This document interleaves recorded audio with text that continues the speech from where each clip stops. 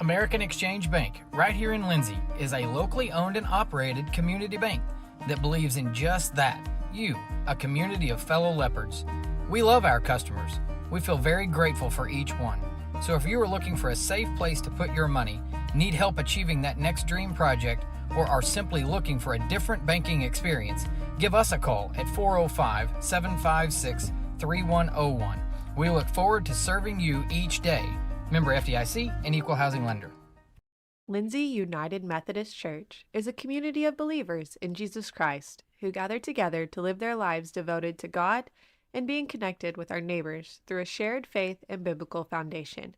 We'd love to invite you for our Sunday worship. Services are 10:55 a.m. to 12 p.m. Come see us at 114 West Chickasaw Street, right here in Lindsay, Oklahoma. For over 68 years, Winans Funeral Home in Maysville, Oklahoma, has been serving families in the area during their greatest time of need, the loss of a loved one. We treat each family as if they were our own and consider it a true calling to minister to each and every family that calls upon us. We don't take caring for your loved one and your family lightly. Your care is important to us. Call on us 24 hours a day, 7 days a week, where our staff can assist your family with immediate need with the loss of a loved one, pre-need arrangement planning, pre-need burial insurance, along with questions regarding funeral burial trust accounts, Veterans Administration, and Social Security benefits questions. Myself, John W. Williams, Teresa, and Claudia are well experienced in these areas and will be more than happy to assist you in any way we can. Winans Funeral Home in Maysville, where you are family. If you need local trash pickup with quality service at a fair price, call Red Dirt Waste Services today at 580-432-5697. Red Dirt Waste Services is locally owned and operated, offering household, residential, and light commercial trash pickup in Lindsay and surrounding areas, including Ellick, Bradley, Braid Oil, Cox City, Elmore City, and Foster. Red Dirt Waste Services does household cleanouts too, and they offer 96-gallon poly carts and dumpsters. Bagged, loose, or heavy items, doesn't matter, they'll come get it. Red Dirt Waste Services even offers valet service, so you don't even have to take your trash to the curb. Schedule your weekly pickup today by calling 580-432-5697. Stop paying more than you have to for quality, dependable, and locally owned trash pickup. Call Red Dirt Waste Services at 580-432-5697. That's 580-432-5697. Craving a taste of authentic Mexico right here in town? Head over to Casa 13. Order to go and settle in for all your leopard action at home. Now serving breakfast Saturdays and Sundays. Come see us at 110 Southeast 4th Street. Go Leopards!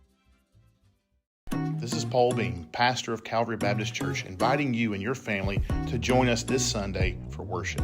Bible study classes begin at 9:30 a.m. and worship follows at 10:45 a.m. You're also invited to join us on Wednesday nights for our Wednesday night meal at 5:15 p.m. with classes following at 6 p.m. Come and join us and discover what God is doing at Calvary. We are located at 410 West Chickasaw. You can also visit us on the web at cbclindsay.com. Attention Lindsay, Design It has a brand new home at 306 South Main, and we can't wait for you to see it. Step into our fresh new space and check out our latest spirit designs to cheer on your favorite local school teams. Whether you're looking for custom apparel, spirit gear, or unique designs that show your school pride, Design It has you covered. Come celebrate our new location today at 306 South Main Street in Lindsay, because at Design It, school spirit starts here. Legacy Roofing is a family-owned and operated business that serves Lindsay, Oklahoma and surrounding areas. We specialize in getting your home back to its best, whether it be annual wear and tear or storm damage. We don't just fix roofs, we take care of your home. Legacy Roofing, family-owned, community-focused, and always here for you. Call us today for a free estimate at 405-756-8855 and let us protect your home with the care it deserves. This is Dr. Matt Shelton with Lindsay Family Dentistry. I'm a 1997 graduate of Lindsay High School and have been practicing dentistry in Lindsay since 2006. We welcome you to come to our dental practice so we can help you and your family with all your dental needs. We offer dental services for everyone at every age, from braces to aligners to crowns, bridges, dentures, and implants. Give us a call today at 405-756-4093 or stop by at 102 Southwest 7th Street and let us give you the healthy, beautiful smile you've always dreamed of. Are you struggling to find a health insurance plan that fits your needs as well as your budget? Let me, Matt Powers, a licensed insurance agent, help you navigate the insurance maze and find the best plan for you. Together, we'll search a variety of plans from nationally recognized carriers at no cost to you. We can talk over the phone or in person. Why stress or wonder if you're choosing the right plan when I can help you for free? Call today and let me help you.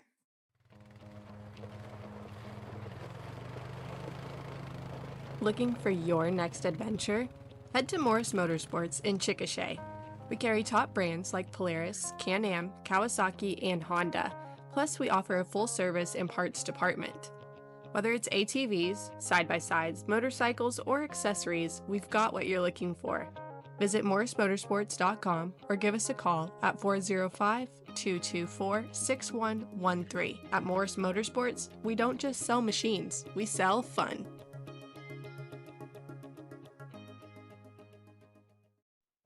Sharon's Beauty Salon is your hometown stop for all of your salon needs. Give us a call or come by the salon to make an appointment. Go Leopards! A friend is someone who knows where you came from. Someone who always shows up when you need them. Hey, Ben. Someone who's there for the good times and the challenging ones. With comprehensive insurance policies backed by award-winning customer service, Shelter Insurance is committed to being there when you need us most. When the unexpected strikes, see Shelter Agent Caleb Smith in Lindsay.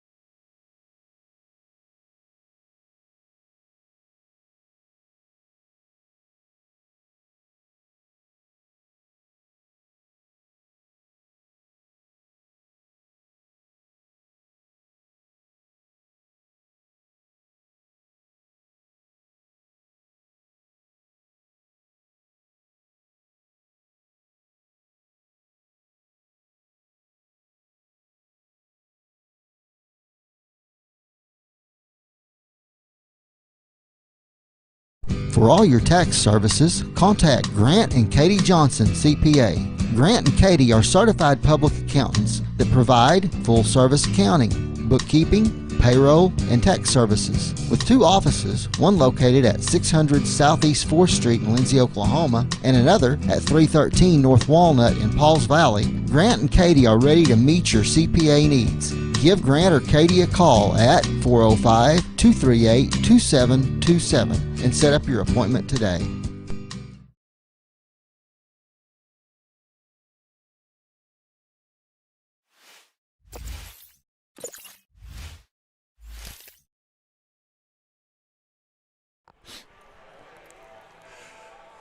Hey, good afternoon, good evening, everyone, and Happy New Year.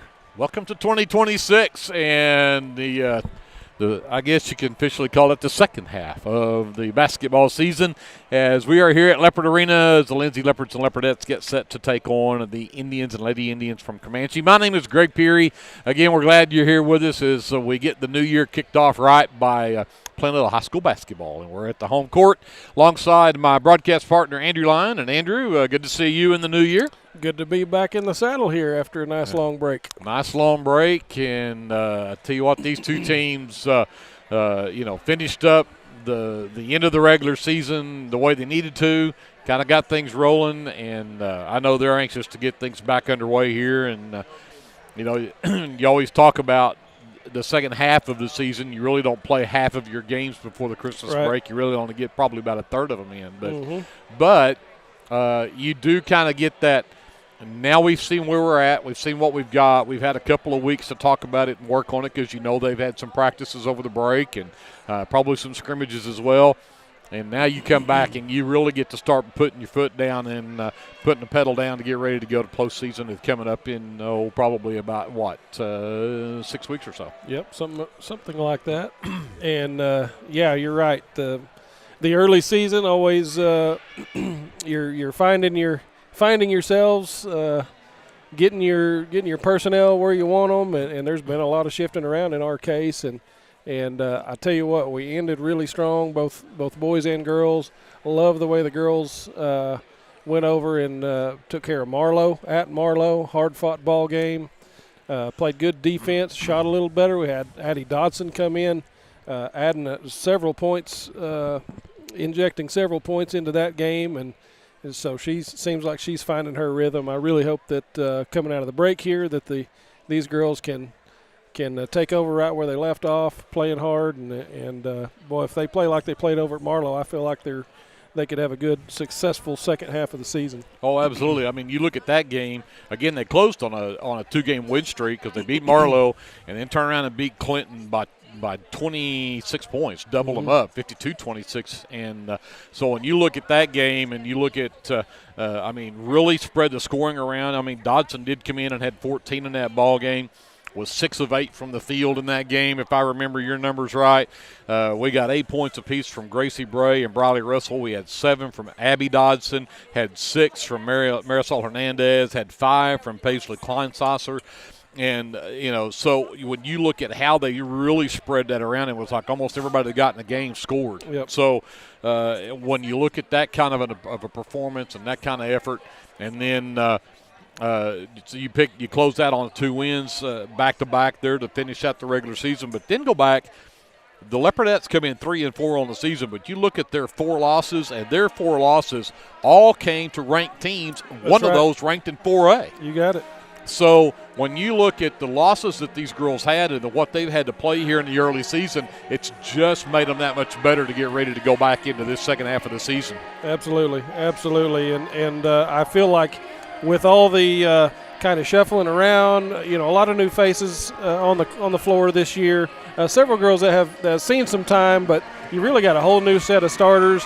And I know Coach was really just trying to figure out the best combinations. And in so doing, I feel like that we've come up with really probably, 8 or 9 girls who can come out and make meaningful contributions on the court. From game to game, you'll have one get hot where one isn't, and then the next game that girl will get hot when the other one isn't, so they've complemented each other well. I feel like the team overall has played pretty stellar defense, in my opinion, and that has kept them in a lot of games. A little slow to start with the scoring, but little by little, we're getting a little bit better on the scoring, and again, with Addie kind of finding her rhythm from three-point range the other day, Addie Dodson, that is along with the Gracie Brays and the Marisols and all those others who were already putting in their fair share of the points. But anyway, point being, we found some girls in all that shuffling that maybe weren't necessarily expected to be starter types or first or second off the bench that have found themselves in a position to get a lot of playing time. They're doing very well. Yeah, and you and I have talked about it, and you especially, but the defense is where the Leopardettes have really been strong so far this season. It's like even when the offense isn't working, the defense is coming out and making the stops they need to. And because of the offense being struggling at times, they've not really been able to win the games. But, again, when you look at the competition you're playing with, they lost their first game against Chickasha, number 7 in 4A. Lost to Pauls Valley, number 17 in 4A. Lost to Tishomingo, number 4 in 2A. Lost to Vanoss at the Tishomingo tournament. That was number 4 in 2A. Then you lose to Silo in that third-place game and lose that to Silo, who's number 12 in 3A. So, those games, a couple of them are lopsided, 2 or 3 of them really lopsided. But, again, when the Leopardettes finally turned things around, they got the win against Marlowe, tough win. We always talk about how tough it is to go get one in Marlowe. And then that big win against Clinton. And first-year head coach Jacob Russell has really kind of, again, found a way to get the girls in the positions they needed to be in to be productive with what they've got. Yep.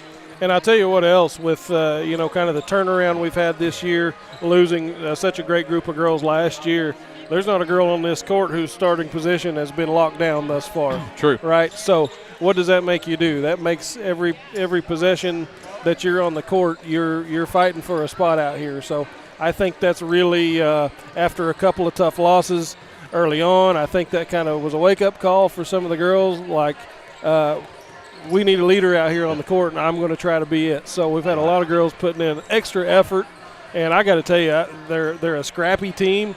We mentioned the defense a couple of times. I hope they'll continue to do that tonight. But I like the fight that they have in them. They haven't quit, even in some of those games where they were down by a pretty good margin. They didn't quit. They kept on playing ball. So I like that about this team. I think they got some fight in them, and looking forward to tonight. Well, talking about tonight, they're playing Comanche, comes in 4-3 on the season, lost their first couple of games against a couple of highly ranked teams as well. Stratford's number 6 in 2A, lost to them, lost to Pocasset, Amber Pocasset, who's number 2 in Class A. But they've won 4 of their last 5. They won third place in that Wynnewood tournament that they played right before Christmas break, beat Davis, lost to Bridge Creek, and then beat Wynnewood to take home third place in that tournament. Played Lexington and won that game by 3 right before the Christmas break. But Braden Robinson, his third year as the head coach over there at Comanche over these girls. 8 of their 11 girls on this roster are freshmen or sophomores. Very young team. Yeah. They lost a couple of really good starters. Gentry Whaley, Jaylee Roebuck were a couple of names that we called a bunch. Jillian Hushbeck. Those were some girls that last year really kind of made this team go. But they bring back their starting point guard, Raylee Ellis, and she's their leading scorer. She averaged over 20 points a game in that Wynnewood tournament over there. So they're going to have to figure out how to shut down Raylee Ellis if they're going to have any chance of winning this game or not. Yeah, I hope that we can. I'm going to assume probably we put one of our quicker girls on number 1 on Ellis. Marisol, somebody like that who can keep up with her. We've done that in the past. I recall Roebuck and Cannon Russell, the battles, if I've got those names right, the battles that they put in last year, and neither one of those girls in those battles scored a ton because they were just going at it all night long. I suspect probably whoever it is that we choose to put on Ellis tonight, it's going to be something like that. And if we can keep her from putting balls in the bottom of the bucket, I think we'll have a good shot at beating this Comanche team tonight, but it's going to depend a lot on what we're able to do with her. Shutting her down. Dre Sparks is another one that comes back as a starter. And then Bree Gill, it's back for her senior year. I believe Bree played as a sophomore, did not play last year. And I don't know if it was from injury or if she just did not play, but Bree Gill is back this year, and she's a good one as well. So those are a couple of other names that we're going to have to really keep an eye out. Also, Sienna O'Connor, she is a sophomore this year. But, again, they're young. Raylee Ellis started as a freshman. I mean, she's their leading scorer from last year as a freshman, and now she's just a sophomore. But she's that much better. So, just imagine what she'll be like as a senior. So it's, again, I think it's going to be shut her down, shut down the Sparks girl, and then, find out where they go for points after that and adjust accordingly. But, again, I think this will be a good game for the girls. The boys the same way. Lindsay Leopards, I did go back as far as I could. 7-0 start for the Leopards. They're ranked number 12 in 3A. First best start to a season that I could go back and find where they started 7-0 since 2014-2015. Wow. And that season they went 17-9, lost to, I think it was Crooked Oak in the first round of the area tournament that year. But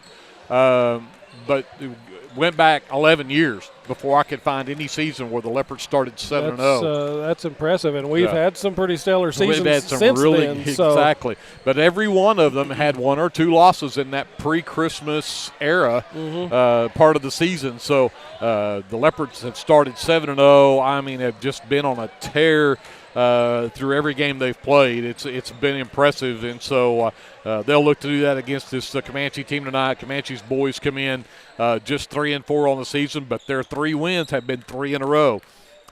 took home the consolation trophy at that Wynnewood tournament, beat Lexington by 3, that game right before Christmas break. But they bring back Easton Bowen, Cooper Epperson. Those two guys started last season, but they've got a new guy over there. Van Sickle is the last name. We'll talk a little more about him coming up. But it's they've got some scorers and they've got some guys that'll go. But Bowen by far the guy that they bring back, and he's just a sophomore. Again, had a freshman last year. He was as a starter, bringing back this year as a sophomore, and he's the guy they're really going to have to watch out for as well. Alvarez, Pollock are some other names that we'll call, but I really think Bowen and Van Sickle have been the two that, from looking at what they've done the first part of this season, the Leopards are going to have to slow down to come up with a W tonight. But we'll talk a little more about that as we get closer. Right now, we need to step aside. We've got a national anthem coming up. So we'll do that. We'll come back with your starting lineup and the tip-off between the Lindsay Leopardettes and the Comanche Lady Indians as we get 2026 underway here at Leopard Arena right after this timeout on KBLP Live. For all your construction needs, give Brad Taylor a call with B&S Construction at 1-405-428-0039.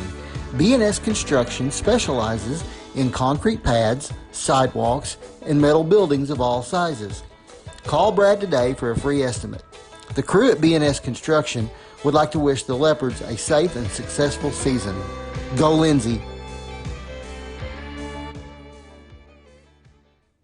BC Factoring and Finance is a local, family-owned finance company.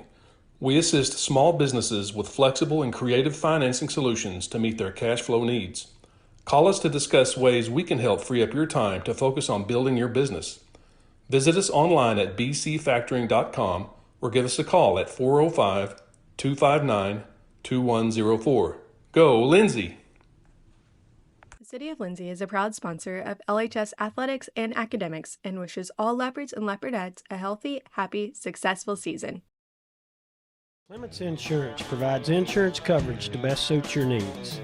We offer auto, home, farm, life, and business policies. Come by 109 West Chickasaw or call 405-756-2253. Clements Insurance is carrying on the tradition to satisfy you. So come see me, Keith, or Beth. Go Lindsay! Lingman Incorporated is a proud supporter of the Lindsay community. We hope you'll keep us in mind for all your oilfield electrical needs. You can give us a call at 405-756-4773. Hey friends, Danny Daniels here. I wanted to take a moment and let you know about a very helpful service that I provide for you and your family in our community. I own and operate Danny Daniels Pest Services, and I would like to ask you to call me the next time you have a need or desire for effective, safe, and affordable pest services. If you have spiders, roaches, ants, fleas, ticks, scorpions, crickets, whatever, I can help. Give me a call at 405-428-3833. That's 405-428-3833. I'd be glad to help. American Exchange Bank, right here in Lindsay, is a locally owned and operated community bank that believes in just that, you, a community of fellow Leopards. We love our customers. We feel very grateful for each one. So if you are looking for a safe place to put your money, need help achieving that next dream project, or are simply looking for a different banking experience, give us a call at 405-756-3101. We look forward to serving you each day. Member FDIC and Equal Housing Lender.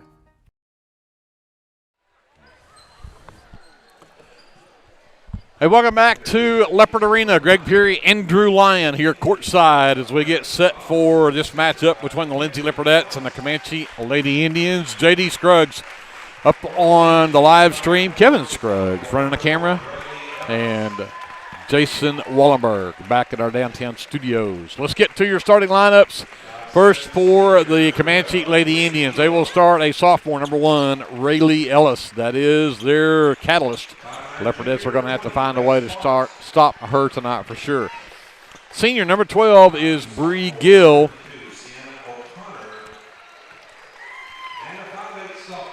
Number 20 is Dre Sparks. Sparks is a junior. sophomore, number 22, Sienna O'Connor.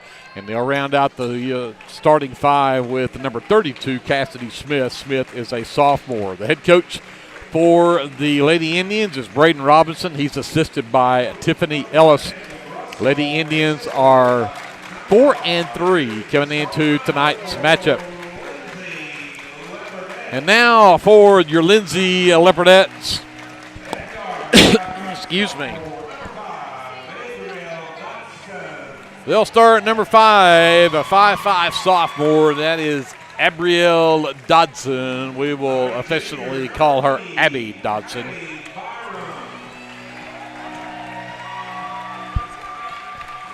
Number 20 is a 5'8" junior. That is Kylie Byram. Number 21 is a 5'6" sophomore, Briley Russell. A 5'3" junior, number 25, Marisol Hernandez. And we round out the starting five with number 44, Addison Dodson, 5'10" junior.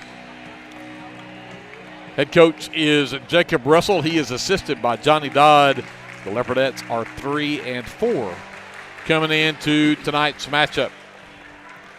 Before I go any further, I want to wish a happy anniversary to Mike and Kim Beckman. This is their anniversary tonight, and they're spending their anniversary with us here courtside at Leopard Arena. So,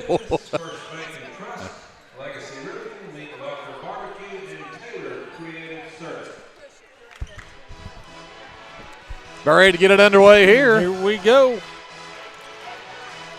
Dodson and Dre Sparks set to get just as Addie Dodson. And tip will be controlled by the Lady Indians as Smith has it in the backcourt. Works across, gets to that right wing, the dribble handoff. O'Connor out to Ellis. Picked up by Hernandez, hounded out near the half line. Now tries to go to that right elbow. Gill had to track that one down out in the corner. Down underneath goes to Smith. Back out for the three ball. It's up and good from Bree Gill. Here comes Hernandez. Leopardettes on offense. See if they can answer here. Abby has it into the right corner to Addie. Across the lane to Hernandez. Had to just save it inbounds up top to Russell. Hernandez back to Russell. Up top. A little strong. Shot will not fall. Rebound pulled down by Sparks. Smith surveys, goes to the corner, dribble handoff. As Gill comes across the lane, goes out to the left wing to O'Connor. She'll go under the basket. Over to the right corner for Smith for three. It's off, but we'll get an over the back called, and that'll go on at number 12, Bree Gill, for the first foul of the game. So Leopardettes with the ball down by 3. Just over a minute gone here in this first quarter. Addie in the left corner. Back out to Russell. Top to Abby, right wing. Hernandez into the right corner to Addie. Skip it back up top, Russell, left wing. Abby Dodson can't answer the three. Close. Russell with the offensive board, and her putback won't go. Addie has it. That won't go. And then there's a steal by Russell. Left wing Byram goes underneath to Abby, and it's stolen away.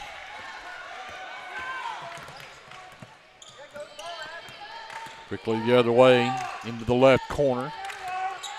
Back to Russell, to Ellis on the left wing. Drives down, leaves it out in the corner, and I can't tell who that is, but skips it back over to the right side, and a travel will be called on Bree Gill as she shuffled her feet over there shooting that three.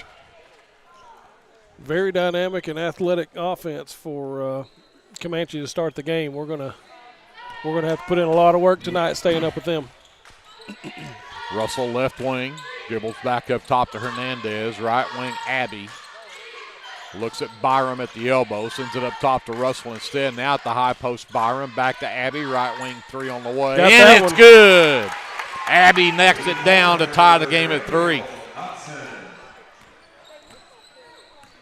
Smith will bring it across for Lady Indians. Hounded there by Byram. And then Byram ticks it, but they're going to say last touched over there by Smith. Turnover number 3. Pretty good defense by the Leopardettes so far this game. Hernandez brings it back up against this 2-3 zone. Abby right wing, skip it back up top to Russell. Left wing Hernandez. Skip it back to the top for Abby. Back over Russell right wing. Again, looks it inside, splits a double team. Byram gets tripped and no whistle. And then the Leopardettes come up with the steal going the other way. Back. Good defense again. Abby left wing for 3, no. But Russell had the rebound knocked out of her hands, and it's saved in bounds by Ellis. There we go. Another steal as Abby comes away with it. Gets it ahead to Byram. Back out to Russell. She'll slow down to set it up. Attacks the top of that zone. Abby right wing for 3. Yes! Oh. Abby Dodson. Puts the Leopardettes up 6-3, 4:20 left to go here in the first. Yeah, what a start for Abby Dodson. Couple of steals, I think, and now 6 points. And Hernandez just forced turnover number 6 on the Lady Indians. She knocks it off the leg of Ellis.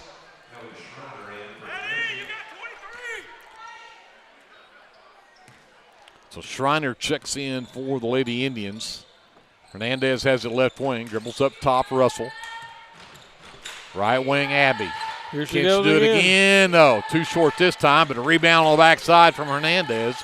Goes underneath to Russell, dribbles through a double team, and then had it blocked out of bounds.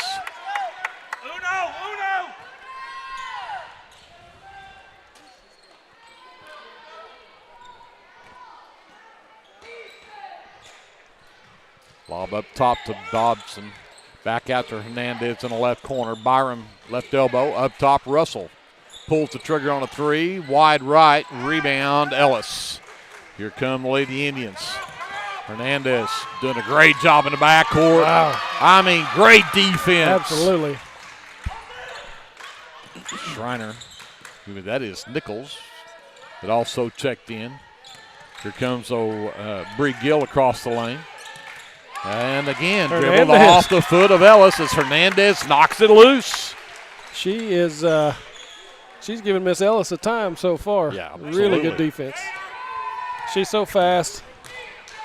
6-3 Leopardettes, 3:15 left here in the first quarter. Abby right wing into Addy in the corner. Up top, Russell all alone for 3. No. Rebound, Hernandez fights for it, but can't save it underneath.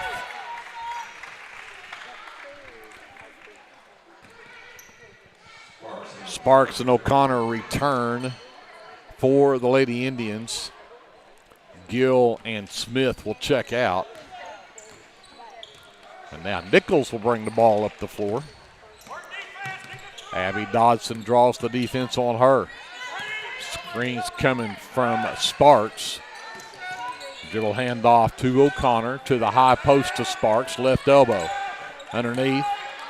Turnaround jumper will not fall for Ellie Schreiner. Abby Dodson cleans it for the Leopardettes. Left wing 3, too strong. And Addie Dodson cannot track down the miss as Russell tried that wide 3 over there, and that left wing could not get it to drop.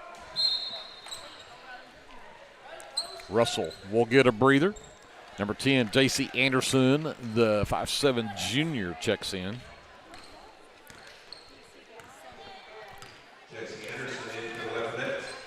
Nichols pushes it up, reverses, comes back to the high post, again loses the ball. Here comes Byram the other way. Yes! Turnover number 8, and an 8-3 lead for the Leopardettes. Great job.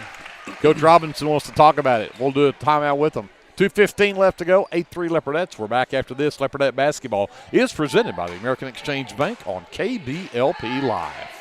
Baptist Church of Elmore City is a place where faith, family, and community come together. Whether you're a lifelong believer or just beginning your walk with Christ, you'll find a loving church family here.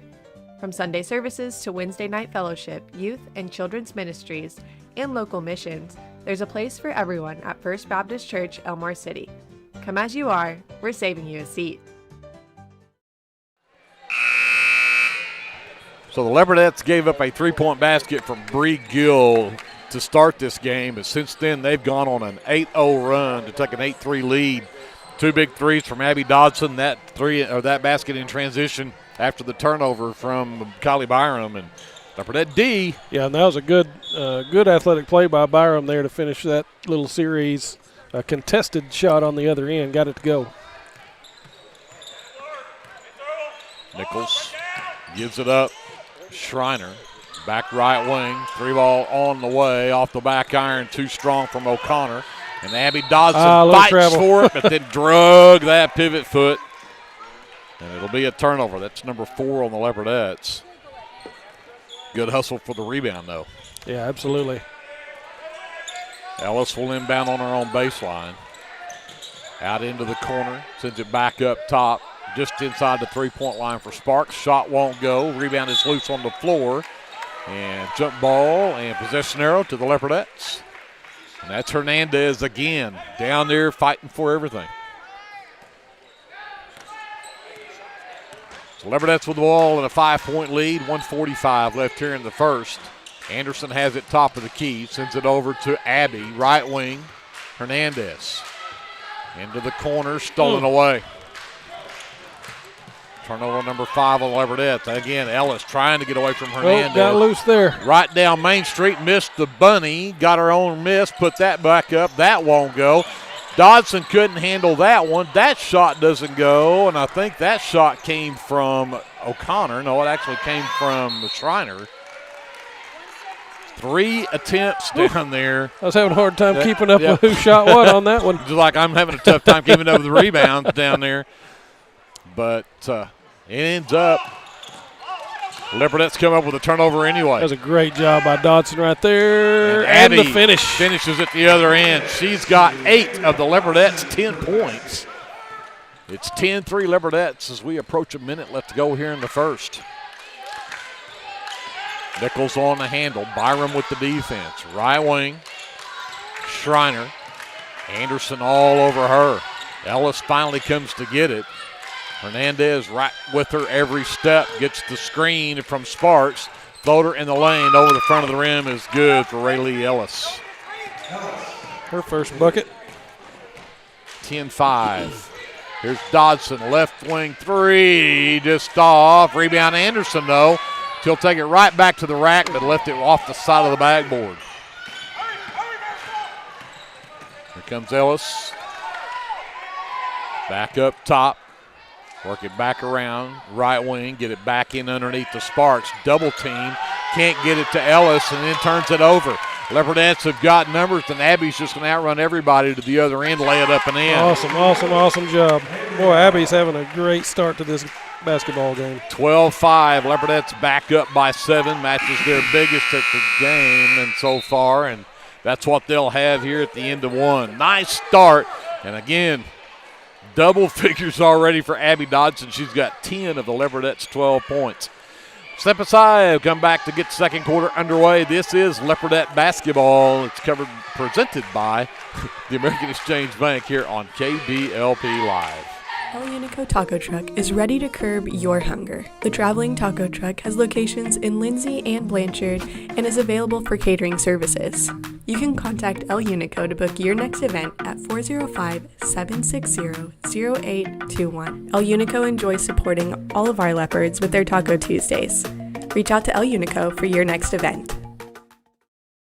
For all your tax services, contact Grant and Katie Johnson, CPA. Grant and Katie are certified public accountants that provide full-service accounting, bookkeeping, payroll, and tax services. With 2 offices, one located at 600 Southeast 4th Street in Lindsay, Oklahoma, and another at 313 North Walnut in Pauls Valley, Grant and Katie are ready to meet your CPA needs. Give Grant or Katie a call at 405-238-2727 and set up your appointment today.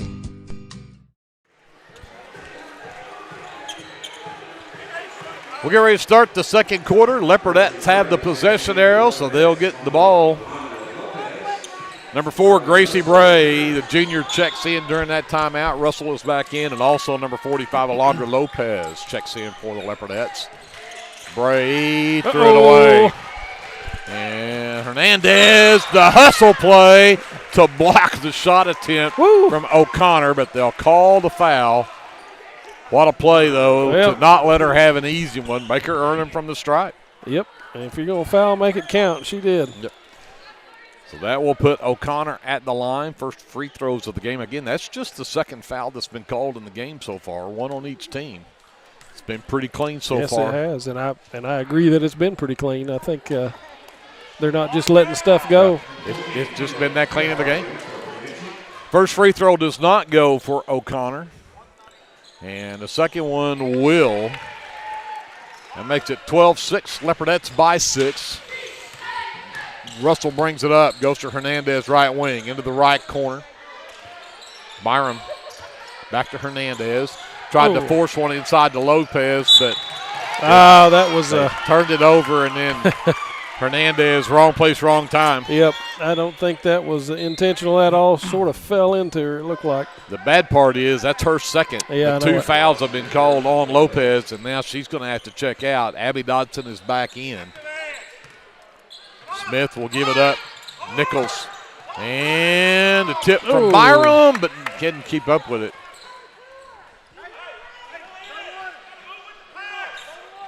So Smith will bring it in from the far sideline. Nichols will get it in the backcourt. And they're going to try to do the trap.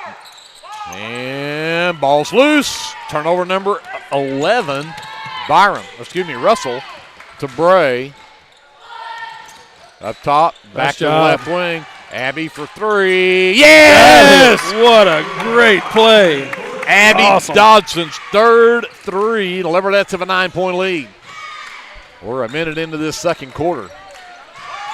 15-6 Leopardettes, and there's another near steal. It's on the floor. Nichols ends up with it. She gets across the timeline. Gives it up to O'Connor, and the Leopardettes still get the steal. There's a foul that could have been called right there. Agreed. Byram gets it to Russell. Left side for Dodson. They come with the double team. She'll get it to short corner. Byram can't get it to drop from there, but they're going to get Russell coming up over the back of number 14, Kendall Goathart, who had also checked in the game. And we just talked about how clean of a game this was. Yep, and that wasn't much of a foul right there. Her top hand was clean, but I think she had a hand on the small of her back, maybe just a little nudge. Third team foul on the Leopardettes. As Nichols gets it across, Goathart has it right wing. Lopez backs way off of her. They try to lob it down underneath, and that's not going to fly because Russell's going to bat it out of bounds. Ellis will bring it in on the baseline. Back up top for Nichols. They're going to screen to get Ellis open in the corner. Had to go to the wing to find the look and can't get it to drop. Lopez pulls down the miss. Gets the outlet to Anderson. To Byram. Ooh. Almost missed that pass. Yeah. A little behind her.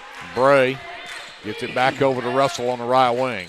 Lopez steps out. Back up top. Catch fire 3. Maybe a little heat check there from Dodson. And Lopez the last to touch it before it goes out of bounds on the Leopardettes. So O'Connor returns for the Lady Indians. She'll bring the ball up the floor. Bray picks her up, sends it over on the right wing to Ellis. Abby Dodson with the defense there. Goathart sets the screen, and then Russell tips the ball but can't come up with it. Gets it to the right elbow to Sparks. Sparks in the lane, hounded by Lopez. And then the 3 top of the key for O'Connor's an air ball. I think we've got Comanche a little bit frustrated here. I agree. Out of their rhythm. Lopez checks out. Addie Dodson checks back in. Abby will bring it up the floor. Bray gets it left wing. Addie out in the corner. Too tall. Pass from Bray a little too tall. That's turnover number 7 on the Leopardettes. But Hernandez and Anderson are going to check in. Byram and Bray will check out for Lindsay. And Comanche now has the ball. Down by 9, 15-6 our score. We've got 5:15 left here in the first half. Smith gets it left wing to Goathart. And Abby Dodson, again, the hustle play, but can't come up with it as she knocks it away from O'Connor. So Ellis brings it in front of the Leopardette bench. Smith, top of the key, dribbles, hands it off to Goathart. Goathart can't get away from Russell. Anderson nearly took that handoff. Smith just forced one up, and Abby Dodson comes away with the miss, and then the reach-in foul called on Comanche. And I'm not sure who they called that on. Thought it was O'Connor. Her first, team's first here in this quarter. Abby trapped. Uh-oh, got her trapped in the corner here. And timeout called by Coach Russell. Quick. That was good. Yeah. Save that possession. 15-6, Leopardettes, 4:47 left here in the first half. We'll step aside. More Leopardette basketball presented by the American Exchange Bank here on KBLP Live right after this.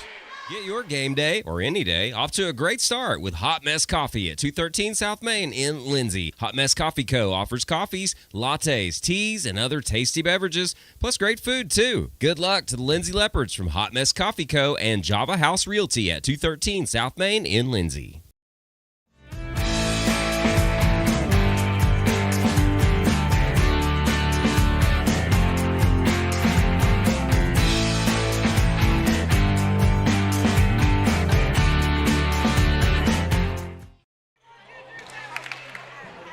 (15-6) Leopardettes with a 9-point lead over the Comanche Lady Indians. It's early. I mean, first game of the year. Come on. 4:47 left to go here in the first half. Leopardette ball out of the timeout. Hernandez will bring it up. Back in that 2-3 zone for the Lady Indians. Abby on the right wing. Sends it back up top to Anderson. Steps through the double team, sends it over to Abby, Addy at the right elbow, up top to Hernandez. Back into the right corner. Russell gets around her girl, picked up in the lane, gets it to Addy. Everything but go down. Yep. Ellis again handed in the backcourt by Hernandez. Good defense back there. And the Leopardettes get another foul. Briley Russell picks up her second, 4th team foul now. Had him on the ropes right there. Russell just a little bit too strong coming up from behind and going over the back a little bit. But, man, what good defense the Leopardettes are playing so far. Timeout, Comanche, by the way. But to your point, we were talking about it off air just now.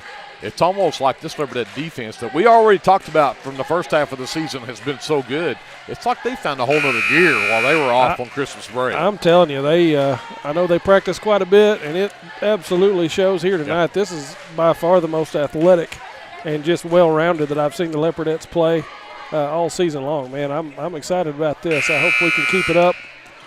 And once again, like I mentioned earlier, when you got somebody that's a little bit cold, you get another one coming in hot. You got Abby Dodson tonight. She is, she's 5 of 9 from the field so far. Doing a great job on both ends of the court. Well, they forced 13 turnovers already on the Lady Indians. Ellis gets it across, gets it over on the left wing to Smith. Back up between the circles for Gill. Back over to Ellis, takes it baseline. Good defense there as Dodson forced a tough one. The offensive board and put back from Sparks won't go, and Addie Dodson clears it for the Leopardettes. Gracie Bray, left side, can't get the three to go. Ellis will claim her 6th rebound. In transition, coming the other way. And we're going to get Dan one out of it as O'Connor gets the basket to drop. And Anderson will pick up the foul for the Leopardettes. That puts them over the foul limit. Yeah, scoreboard shows only 4, but I agree. I've got us with 5, and the three-point play is completed by O'Connor. Makes it 15-9, cuts the Leopardette lead to 6, 3:35 left in the first half. Left corner, Anderson. Back to Hernandez, left wing, drives in, sends to Bray between the circles. Right wing, Dodson. Looks, again, right elbow for Addy. Back out to Hernandez. Drives to the free throw line. Jumper off the glass and good. Hernandez with her first basket. Puts the Leopardettes back up by 8. And we've moved Addie Dodson up to the high post for the last couple of trips down the floor. See if that works out a little bit better than the low post she was playing earlier. Nice steal there by Dodson.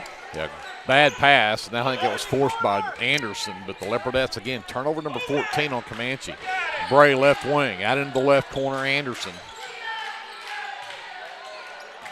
She'll dribble between the double team, takes it down off the glass. No, Addie Dodson the miss. That'll go back. Addie's third, and she'll put that one back in to put the Leopardettes back up by 9. Excuse me, by 10, 19-9. That is their biggest lead of the game. And Smith tries to get away from Addie. She has a count going. I should give it out between the circles to O'Connor. To the high post, Sparks. Dribbles to the elbow. Pass batted by Dodson. Sparks got it back. Gives it over on the left wing to Gill. Nice fake, and the runner off the glass will not fall. And Dodson mugged, but tied up. And possession arrow is with the Lady Indians. Anderson checks out. Byram is back in for the Leopardettes.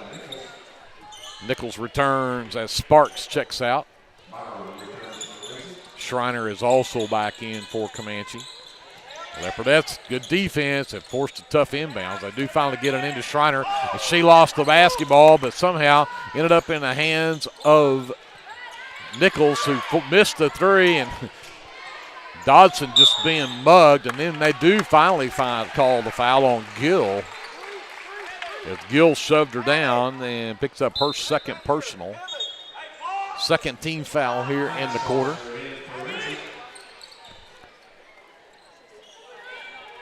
Number 33, Paisley Klein-Saucer checks in for the Leopardettes. Here is some full court pressure. Looky there. Oh, Byram wide open and puts it in. What a find. 21-9, Leopardettes by 12, a minute 35 left to go here in the first half. In the lane, Schreiner trapped. She might have drug a foot right there. I agree. Nichols gives it up to O'Connor. Back to Schreiner, drives the right side of the lane, just threw up a prayer and it went in. 21-11, Leopardette lead at 10 with a minute 15 to go. Klein-Saucer for three, too strong. Hernandez skies. Her putback won't go. Ellis comes up with rebound number 7. I have no idea. Oh, Dodson trying to play defense and keep Schreiner from getting down the baseline and ends up tripping her. That's the first on Addie, but again, Leopardette's over the foul limit. This should put Schreiner at the free throw line. Sparks returns for the Lady Indians.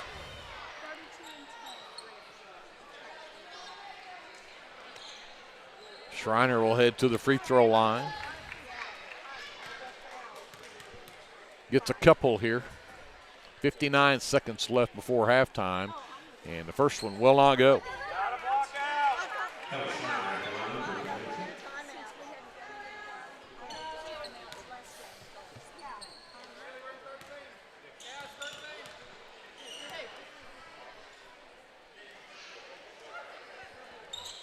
Second free throw will not go for Schreiner. Klein-Saucer pulls down the miss.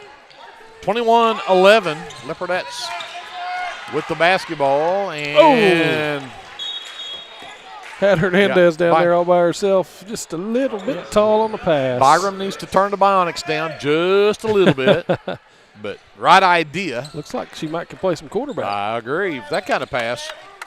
Here comes Ellis, picked up by Abby in the backcourt as we get to 45 seconds left. Works around the screen, and we're going to get a bump foul called on Abby Dodson. And so after a very clean first quarter, the second quarter has been anything but. 7th foul called on the Leopardettes. And I would have called that a moving screen right up here myself. But 39 seconds left. Ellis goes to the free throw line to shoot 2, and she misses the first. She's only got 2 points here in the ball game. And again, their leading scorer, and the Leopardettes have had her shut down. Second one also will not drop. Great block out by Klein-Saucer. Pulls down that miss. Klein-Saucer, the pass to Russell. Russell's baseline jumper up and good. Russell's first basket. Back to a 12-point Leopardette lead. We hit 20 seconds left. Schreiner to the free throw line, traveled with it. 15 turnovers the Leopardettes have forced against Comanche here in this first half. And now with 17 seconds left, some full court pressure, but you got to get past this, and they're not. They're going to call the travel on Briley Russell. The Leopardettes now have given it back to Comanche to get a final shot here. Nichols will inbound in front of the Leopardette bench. Gets it into Ellis. Abby on the defense. Abby's got 2 fouls. Needs to be careful here. Ellis down the lane. The floater will not drop. Addie Dodson. Rebound number 5. Ahead, Smith nearly had a steal, but with 1 second on the clock, the Leopardettes have a chance to put up a shot right here. Send that thing into Dodson. I started saying find Abby and give her a shot. Oh, I guess I should say Abby.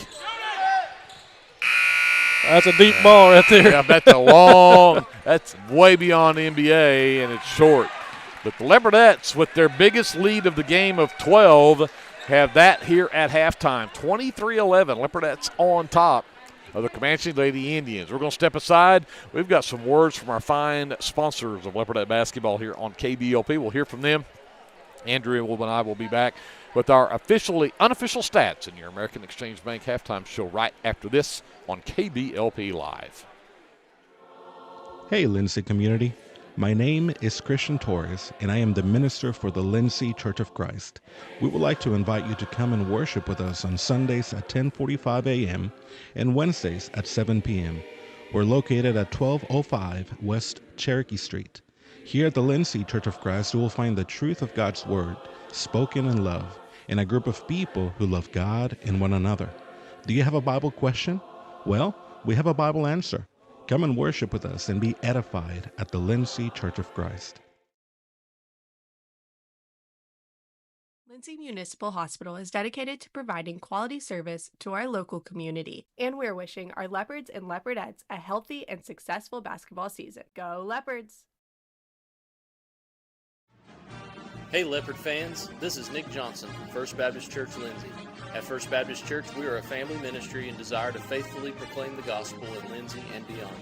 We would like to invite you to join us every Sunday for worship at 9 a.m. and Sunday school following at 10:15. Our Wednesday evening activities start with dinner at 5:50, and then we have Bible studies for children, youth, and adults starting at 6:30. First Baptist Church is proud to support the Lindsay Leopards, and we wish all of our student athletes a successful season.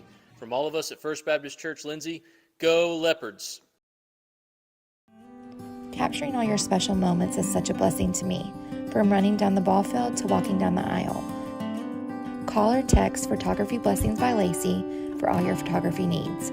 405-428-0305. Go Leopards and Leopardettes!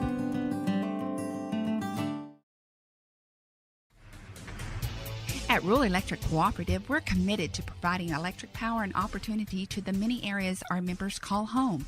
That includes supporting youth programs that teach life skills and build character. With REC, you're more than a customer, you're a member owner. And that's why we're always working hard to provide you with the most dependable electric power possible. As a Touchstone Energy Cooperative, REC is dedicated to providing the best service possible and supporting the communities in our service area. Sooner Valve Repair in Lindsay would like to wish the Lindsay Leopards and Leopardettes all the best during this season. When in need of a valve repair, come by Sooner Valve Repair at 106 Southwest 9th Street in Lindsay, Oklahoma, or call 405-756-1599. Good luck, Leopards, from Sooner Valve Repair in Lindsay. For all your oil-filled electrical needs, call Michael Sharrock with SOS Electrical. SOS is a family-owned business that specializes in oil-filled, industrial, and commercial electrical construction and maintenance. No job is too big, no job is too small. Give SOS a call at 1-405-428-1944 today. Good luck, Leopards!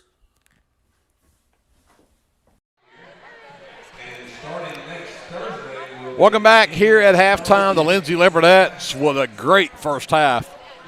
Had a 12-5 lead at the end of one, and they lead by 12 here in halftime, 23-11. Leopardettes with the 12-point lead.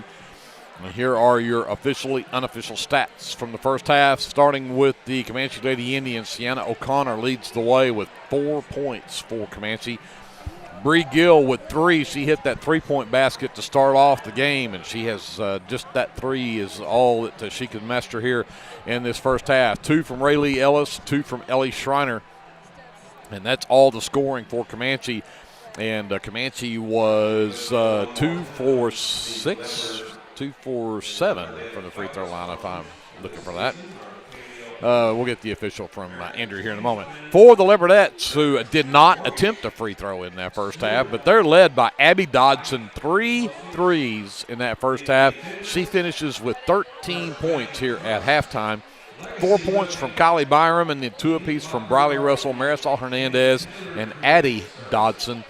And the Leopardettes, again, did not attempt a free throw there in the first half. They are +4 on the glass. They out-rebound Comanche 15-11 that first half. And, again, turnovers have been the story for the Leopardette defense. 15 turnovers from Comanche in that first half. The Leopardettes committed 9 of their own. With that, we're going to go look at the shooting numbers with Andrew. Yes, sir. Team scoring for starting with Comanche. They were 3 of 13 from two-point range. For just 23%. Just the 1 3-point shot from Bree Gill out of 6 attempts. So 1 of 6 for 17%. And 2 of 7, you had it right, from free throw for 28%. Overall from the field, they were just 4 of 19, giving them 21% shooting. For the Leopardettes, from two-point range, they were 7 of 15. That's 47%. The 3 threes from Abby Dodson were the only 3 out of 13 attempts, putting them at 23% from three-point range. Again, no free throws from the Leopardettes, and they were 10 of 28 from the field for 36% overall shooting. So not a bad night so far from the Leopardettes. Not great shooting from the Comanche girls, particularly Rayleigh Ellis, who's one who has been a big-time scorer and one that we really needed to shut down. And, boy, we have, holding her to only 2 points. What fantastic defense the Leopardettes have played, and not too bad on the scoring end as well. They have found a way to get inside. Of course, the threes from Dodson helped that.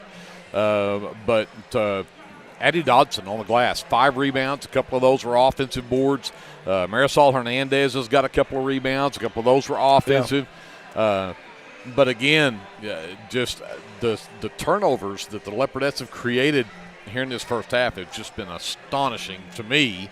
And in the way that, again, it's just a different gear than we saw them have before Christmas break. So I think we saw hints of it, but I don't know that we've seen a full half of them being able to put that kind of numbers together. No, you're absolutely right. Once again, it's just kind of night and day. I mean, we saw – again, going back to that Marlowe game was a little bit of a surprise to us, I think. I hate to say it, but going into Marlowe is always tough. We come away with a win there. It was a scrappy win. Neither team shot particularly well. We had to fight for that one on the defensive end in particular. And so we were seeing that. And, boy, tonight it's in full swing. Like, this is the team that we didn't know we had. Exactly. And, man, I'm loving it. This has been a great, enjoyable game to call so far. I agree. 23-11, Leopardettes by 12 here at halftime. And those are your officially unofficial stats from the first half. We're going to send it back up to JD. We'll take a timeout, and we'll come back with the second half right after this. This is Leopardette basketball on KBLP Live.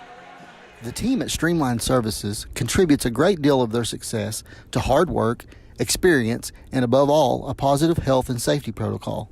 There is every reason they should be your next phone call for any of your oil and gas swabbing needs. Give Austin Smith a call today at 1-405-756-7763 to see how Streamline Services can help with your project while ensuring safety and professionalism without sacrificing quality work being done. Everyone at Streamline Services wishes the best of luck to everyone at Lindsay Public Schools this year. Go Leopards! Are you tired of doing laundry? Give Sunshine Suds a call and let them do it for you. Sunshine Suds will wash and fold your clothes, and they also offer dry cleaning. Sunshine Suds also does quilting and alterations. Load up that laundry basket and head to Sunshine Suds, located at 107 Southwest 2nd Street in Lindsay, Oklahoma, or give them a call at 405-756-2850. Are you a small business needing a little creative pick-me-up? Do you need to refresh your business cards or looking for a new logo? Is your business Facebook page still using photos from 2019? Tailored Creative Services offers services for logo design, business cards, photography, videography, and pretty much everything in between. Find me on Facebook at Tailored Creative Services, and let's talk about your next project. T&W Tire is a family-owned, full-service commercial tire company. As a leader in auto repair, T&W is more than just tires. Our highly qualified mechanics can get you back on the road no matter what you drive. We also specialize in serving the tire needs of commercial fleets, oil and gas, construction equipment, and a variety of industrial applications. So for your automotive needs, look no further than T&W Tire, located at 410 Southeast 4th in Lindsay, Oklahoma, or look up one of our many locations on tnwtire.com.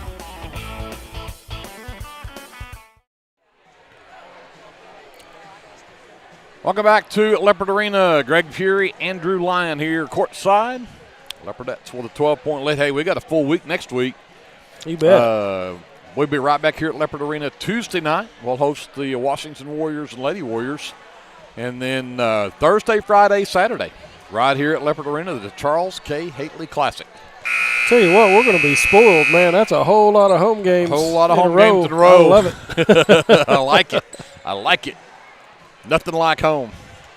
Hernandez, Russell, Abby, and Kylie Byram on the floor for the Leopardettes to start the second half. Gill, O'Connor, Ellis, Smith, and Sparks, the starting five, also return for Comanche. They'll stick in that 2-3 zone. And they'll get it back to Abby in the left corner. Pass a little high. Tried to force one down inside. That was a pretty good look right there, but they closed it up. Nice try to feed it down inside. Leopardettes turn it over. Ellis shut down on the drive with the double team, reloaded. And the floater in the lane will go for Rayleigh Ellis, and we cannot let her get started. Yep. We're going to have to get that intensity right back up where we left off and keep her under wraps. High post Byram, back out to Russell, quickly left side to Hernandez. Into the left corner, Addy looking inside at Byram. And Ellis stole the ball away, and the Leopardettes start with 2 turnovers. That's not what we needed. In transition, Smith into the lane. O'Connor back out to Smith, turned down the shot. Can't get anywhere against Byram, though. O'Connor now to Sparks at the high post. Back off of the shot from Dodson. Can't get the putback from Sparks. That putback won't go. Ellis, though, as her putback won't go. That was 3 attempts down there, and foul number 3 on Hernandez.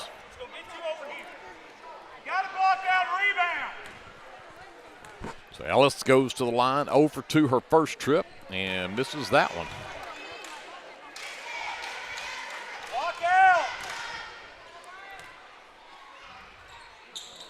And she'll get the second one to go.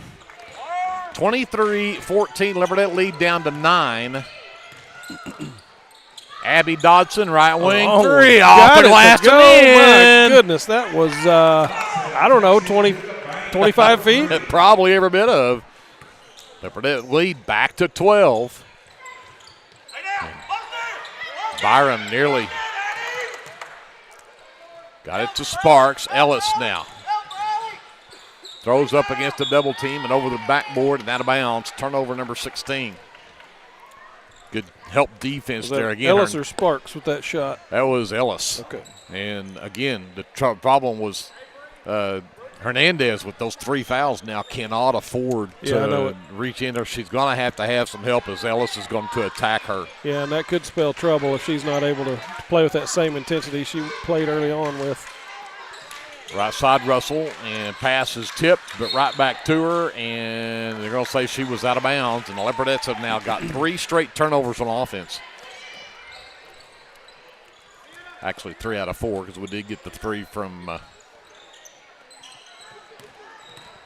Abby, but Smith pushes it up, gets to the right wing. Byram stays with her step for step. Ellis comes to get it top of the key. Sparks brings the screen, now moves away. Works to the left side. Hernandez with Ellis the whole way. Picks up her dribble. They set the elevator screen for O'Connor. Got it to Gill. Gill right side. Pushed it right back to O'Connor. She wasn't ready for it. Now Sparks up the elbow. Out to Gill. Gill gets into the lane. Jump stop. Sends it over to Smith. Smith's jumper won't go. Rebound. Sparks. Got it underneath. Shot blocked by Russell and then off the foot of Sparks out of bounds. Dodson gets a breather. Lopez checks in. Anderson is also in as Russell will get a chance to catch her breath. Here comes Hernandez. Pushes it to the high post to Byram. Down low for Lopez. There you go. Got it. Great job. Nice feed from Byram, and Lopez puts the Leopardettes up by 14, 28-14. Nearly a steal there from Byram. Smith got it to Ellis, right elbow. Turns right into Lopez, steps through, shot, out of bounds. They're going to say the last touch by the Leopardettes, though. Nichols and Schreiner will check in. Gill and Smith check out for the Lady Indians. Ellis to inbound under her own basket. Left elbow, Sparks can't force one underneath to Schreiner. Lost a handle, got it back. Got it to Ellis down the baseline. Lopez, great defense, and the shot from Ellis went off the bracing behind the backboard and out of bounds. Tell you what, we're continuing to make your life very difficult for Miss Ellis. Rayleigh Ellis is not getting anything very easy today. Anderson left wing. Sends it back up top to Abby Dodson. Back over to Anderson left side. Sends it into the left corner to Lopez. Skip pass all the way up to Hernandez. Inside, Byram. Back out to Anderson left wing. Down the baseline, double teamed. Lots of contact right there. And now we'll get a jump ball called, but the Leopardettes will end up being a turnover because it goes back the other way. 4:20 left to go here in the third quarter. Leopardettes with their biggest lead of the game of 14. It's 28-14. Lopez, if she can come up with it, has a steal. Great effort. And it goes out of bounds off of the Lady Indians. And so the work from Lopez pays off. Absolutely. Outstanding effort. Here comes Abby. Directs traffic. Left side, Anderson down the baseline. Double team comes. She gets away from it. Up top. Byram nailed it. She got it. Kylie Byram puts the Leopardettes up by 17. 3:50 left to go, down to 3:45 now, and Schreiner trying to get away from Anderson, can't get it done. Ellis. Byram, the good help defense. Step back from Riley Ellis is up and good. Hey, that's a nice shot right there. That was just I'm going to try to make something here, and she did. Cuts the lead to 15. Abby on the right wing, hounded over there by O'Connor. Drives Look in, at that. floater off the glass. Too strong, though. Ellis with another rebound, and she's going to push it against Anderson. And the floater up and good from Ellis. She's got 7 in this quarter, has 9 in the ball game, and she's cut the lead. Warming up a little bit here. She's got all 7 of the points scored by Comanche in this quarter. Byram double teamed, gets it to Hernandez, drives down. Anderson for 3 left wing. No, Lopez fights for a rebound, and Schreiner will come away with it. Nichols will push it up for Comanche. Ooh. Barely held that pivot foot. And Schreiner, they're going to call the backcourt there again. Leopardette defense on display. Dodson will get a chance to catch her breath as Bray will check back in for Lindsay. 2:35 left here in the third. Still a 13-point Leopardette lead at 31-18. Bray will bring it in from the far sideline. Hernandez across. Over to Bray. Trap comes. She gets away from it. Now needs some help. Got it to Byram. Byram steps out. Oh, man. And we're going to get a jump ball call, but the Leopardettes do have the possession arrow this time. Again, that trap comes. You got to get rid of it or move. One of the two. For sure. Timeout. Lindsay, 2:20 left to go here in the third quarter. We'll take it with them. We'll come back with this. More Leopardette basketball presented by the American Exchange Bank coming up after this timeout on KBLP Live. American Exchange Bank, right here in Lindsay, is a locally owned and operated community bank that believes in just that. You, a community of fellow leopards. We love our customers. We feel very grateful for each one. So if you are looking for a safe place to put your money, need help achieving that next dream project, or are simply looking for a different banking experience, give us a call at 405-756-3101. We look forward to serving you each day. Member FDIC and Equal Housing Lender. 2:20 left to go in the third quarter. 31-18, Leopardettes with a 13-point lead. They'll also have the ball coming out of the timeout. And Bray again triggers to Hernandez in the backcourt. Lopez all Look alone at that, all by on the herself. backside and missed it. And then we're going to foul on Byram, I think, or did they call that on Lopez? Check the scoreboard here, but again, the Leopardettes had a point-blank shot. They did get that on Byram. Just her first. Team second. Nichols takes it around Bray, and the floater up and good for Shala Nichols. Cuts the lead to 11, 31-20. Byram at the high post, triple team, gets it back to Hernandez. Back over right wing, and we'll get a jump ball called as Anderson gets tied up with Smith, and Cassidy Smith forced the turnover on the Leopardettes. That's number 14 now in the game, and Anderson and Bray will check out. Abby Dodson and Paisley Klein-Saucer checks back in. Nichols pushes it up on Abby. Trying to find somebody. The backdoor cut. Smith is there. Got that. Yeah, that was a nice play. 31-22. Leopardette lead down to 9. Inside Lopez. Off the glass. Left it short. Smith pulls down the miss. Excuse me, that is Gill with the miss. Here comes Ellis. Smith right back to Ellis. Spin move at the free throw line. Hernandez right there with her. Tough floater, won't drop. Smith can't come up Great with it. effort. Byram on the floor. And she's sitting on it. And Leopardettes have the possession arrow off the tie ball. So Dodson and Russell are in. Byram and Lopez check out. So Leopardettes needing some offense here. Under a minute to go in the third, and the lead down to 9. Trap comes. Klein-Saucer needs some help, threw it away.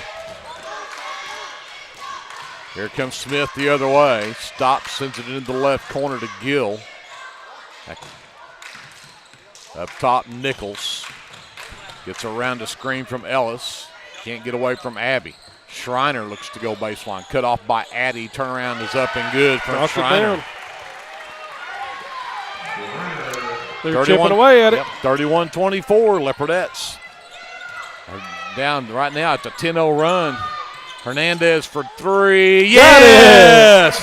That stopped a 10-0 run to put the Leopardettes back up by 10, 34-24. Down to 5 seconds left.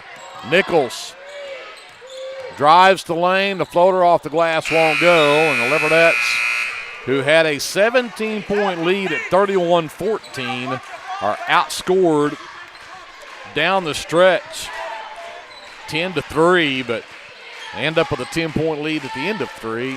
See what happens here in the fourth. We'll do that right after this. This is Leopardette basketball presented by the American Exchange Bank on KBLP Live.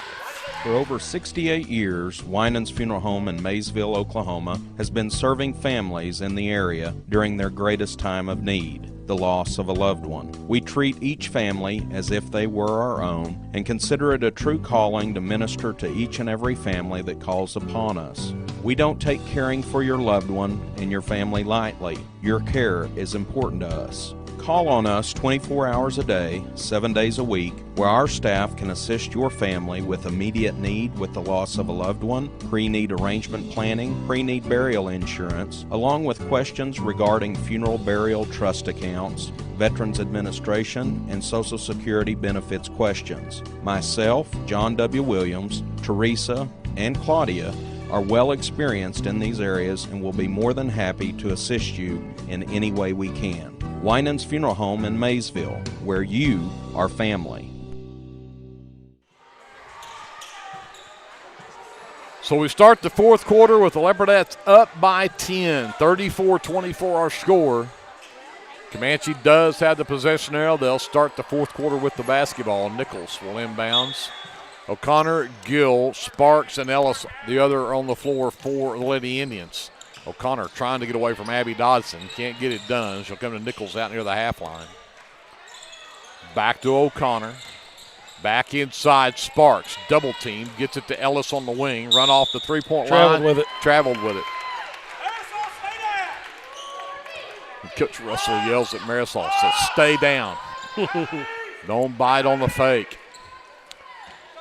And it looks like Comanche may be picking the Leopardettes up man-to-man this time down. This will be the first time we've seen them in a man defense, or maybe it's more just, here comes the trap. Abby gets it right wing, all the way underneath to Russell, across to Addie Dodson, and she's fouled by Sparks, and will head to the free throw line.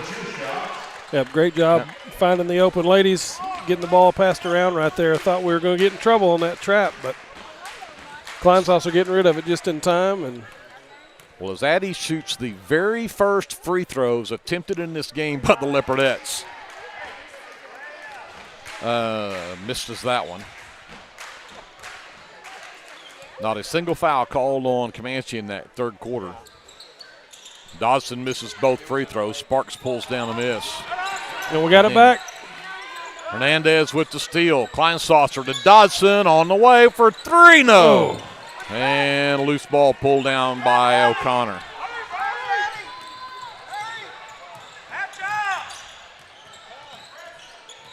Nichols. Excuse me, that is O'Connor trying to get away from Abby. Now Nichols between the circles. Kleinsasser has the defense. Might have been a travel right there.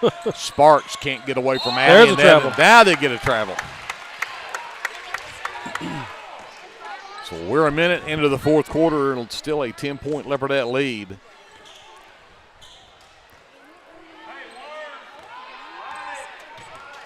Hernandez walks it up. Abby left wing. To the left elbow. Russell up top to Kleinsasser. Back to Abby left wing. Dribbles up top Hernandez. Back over to Kleinsasser. Down underneath for Dodson. Pass is knocked away. Gill the last to touch it, though. It'll be Leopardette basketball. Smith, Schreiner, and Goathart all check back in.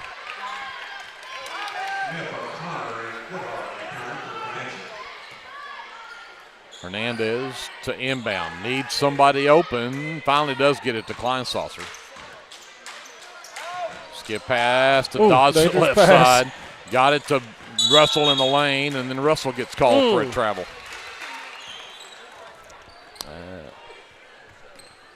Might have had some assistance there, but that's 16 turnovers now on the Leopardettes. 6:30 to go. Leopardettes still with a 10-point lead. Smith works to the right elbow. Long three, won't go, and there is Hernandez with her third rebound.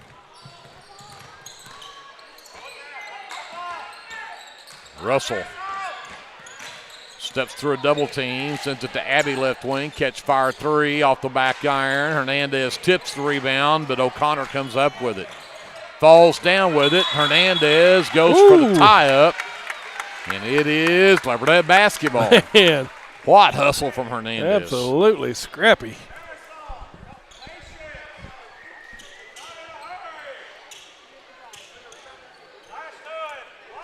Hernandez gets it in the backcourt. Kleinsoffer right wing. Inside, Russell back out in the corner. Addie Dodson for three. No. Hernandez, the backside miss. Oh, knocked out of bounds. The Leopardette basketball.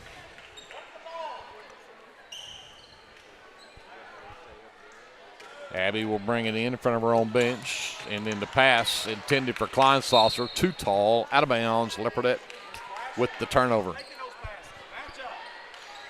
5:43 left in the game. 34-24. Leopardettes by 10. Ellis gets the inbounds. Hernandez on the defense. Up top, Smith. Goes down low to Schreiner. Tried to go across the lane to Gill. Excuse me, that is Goathart. But tipped out of bounds. Stays with the Lady Indians. Ellis to Trigger. Still looking, and Hernandez tips the pass.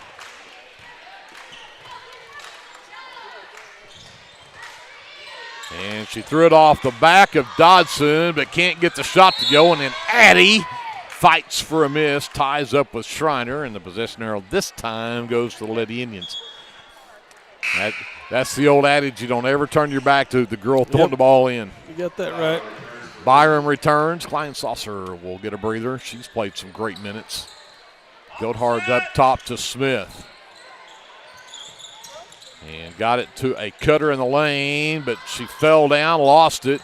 Addie Dodson comes away with the miss. Byram in the backcourt with a basketball. Brings it across. The nice bounce pass to Hernandez. To the high post, Byram. Quickly to Dodson. Abby to Hernandez, to Byram. Russell, Abby, right wing three on the way, won't drop. Addie with the rebound. The reverse won't go, and I think they're going to say she traveled with it.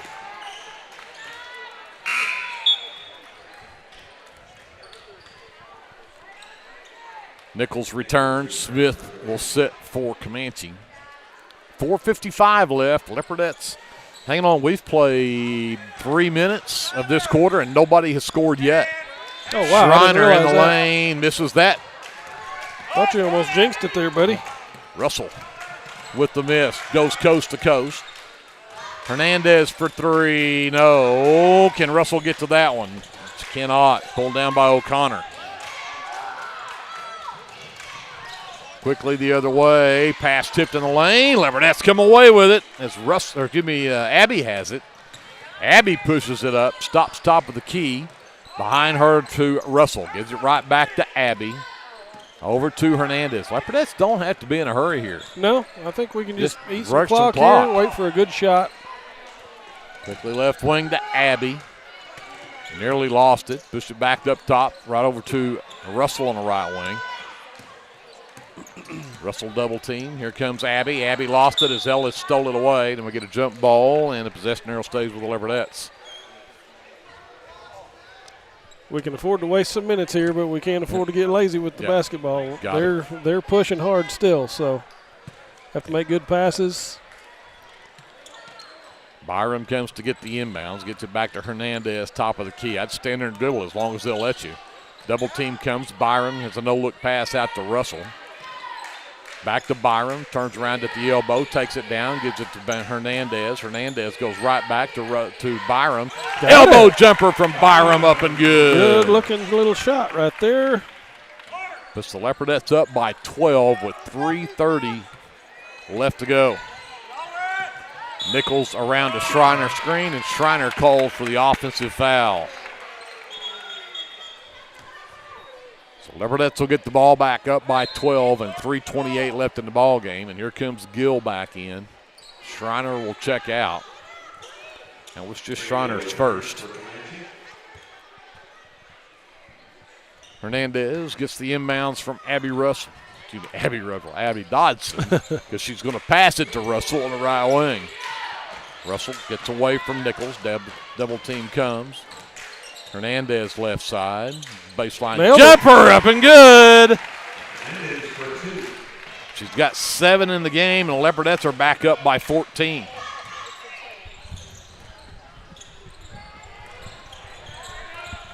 Gill trying to get open, can't get it done. Goathart picks up her dribble right wing, comes up top to Nichols. Back to Goathart, behind a Nichols screen, goes down underneath. Pass is stolen away by Dodson. Gets stripped by Gill, but out of bounds. Smith returns. Goathart will check out for Comanche. The Leopardettes now have the ball in a 14-point lead with 2:46 left to go in the game. Hernandez sends it over to Dodson, left wing. Abbey avoids the double team, gets it over to Russell. Comes back to Abbey. Down to the baseline to Byram underneath. Shot from Hernandez won't go. Pulled down on the miss by Gill. Here comes Ellis the other way. Cut off, backs up, and pass intended for O'Connor, batted away by Abby Dodson out of bounds. Russell checks out. Gracie Bray back in. Nichols in the backcourt. 2:15 left in the game. Byram on the defense. Great job. Yeah. And now they will call the got her with the block. Byram's second, just the first team foul here in the fourth quarter. Smith gets the inbounds. One bounce and picks up her dribble. Here goes Nichols the other way. Bray picks her up. Back into the lane. Gives it up top. O'Connor behind her. Nichols with a long three on the way. It's good. Timeout Comanche. 38-27 Leopardettes with an 11-point lead. We're just under 2 minutes to go with 1:55 left. We got a 60-second timeout. We'll take it with them and come back to Leopard Arena after this. You're watching live coverage of Leopardette basketball presented by the American Exchange Bank on KBLP Live. If you need local trash pickup with quality service at a fair price, call Red Dirt Waste Services today at 580-432-5697. Red Dirt Waste Services is locally owned and operated, offering household, residential, and light commercial trash pickup in Lindsay and surrounding areas, including Ellick, Bradley, Bray Doyle, Cox City, Elmore City, and Foster. Red Dirt Waste Services does household cleanouts too, and they offer 96-gallon poly carts and dumpsters. Bagged, loose, or heavy items, doesn't matter, they'll come get it.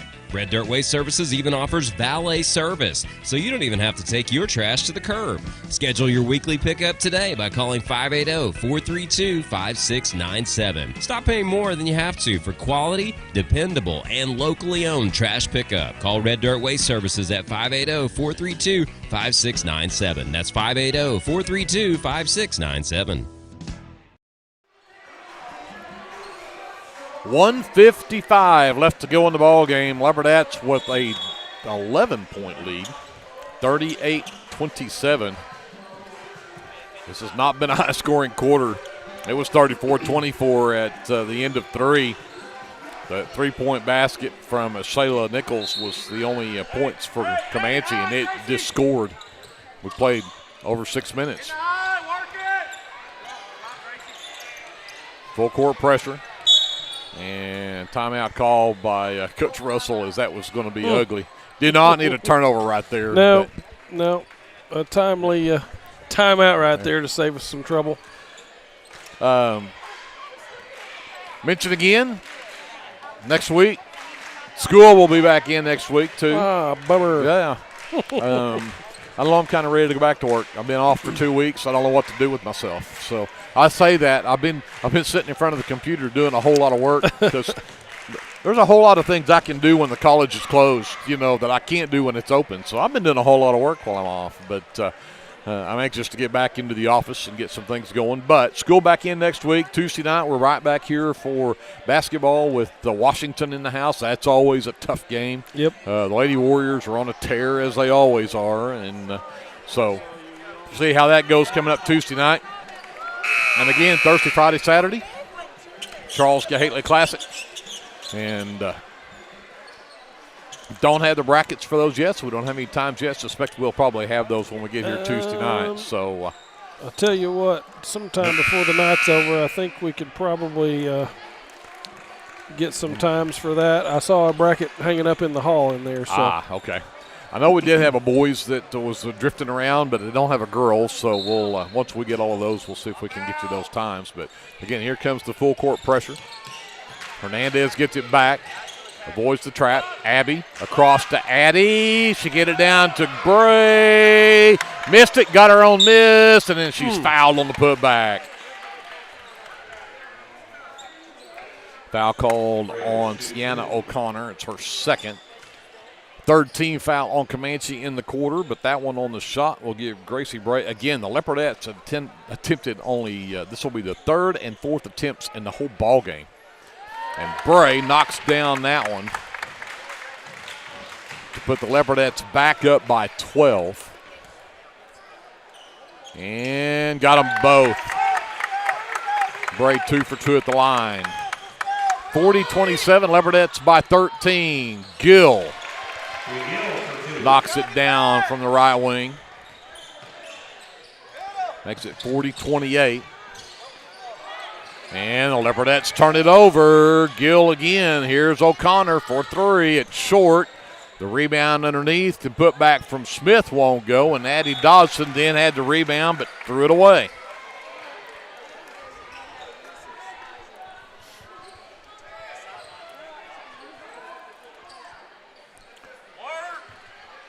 .111 left. The Leopardettes not out of the woods here. They're down by, they still only got an 11-point lead. There's a tough shot that will not go from Nichols. Addie Dodson pulls down rebound number 8. And then the pass ahead to Bray is a turnover. Again, you got a minute to go and an 11-point lead. We don't need to throw baseball passes down the length of the floor. Here's Smith going the other way. Takes it up against Byram, shuts it down. Byram forces the turnover if they can come up with a loose ball. Instead, Gill dives on the floor and has possession long enough for Coach Robinson to call the timeout. So 48 seconds left. We've got a timeout on the floor, and we'll take it with them. 40-29 Leopardettes when we come back after this. This is Leopardette Basketball presented by the American Exchange Bank on KBLP Live. United Methodist Church is a community of believers in Jesus Christ who gather together to live their lives devoted to God and being connected with our neighbors through a shared faith and biblical foundation. We'd love to invite you for our Sunday worship. Services are 10:55 a.m. to 12 p.m. Come see us at 114 West Chickasaw Street right here in Lindsay, Oklahoma. Craving a taste of authentic Mexico right here in town? Head over to Casa 13. Order to go and settle in for all your leopard action at home. Now serving breakfast Saturdays and Sundays. Come see us at 110 Southeast 4th Street. Go Leopards!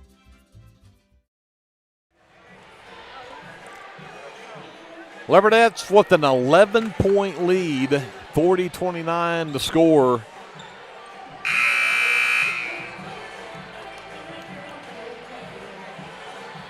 Not out of the woods yet.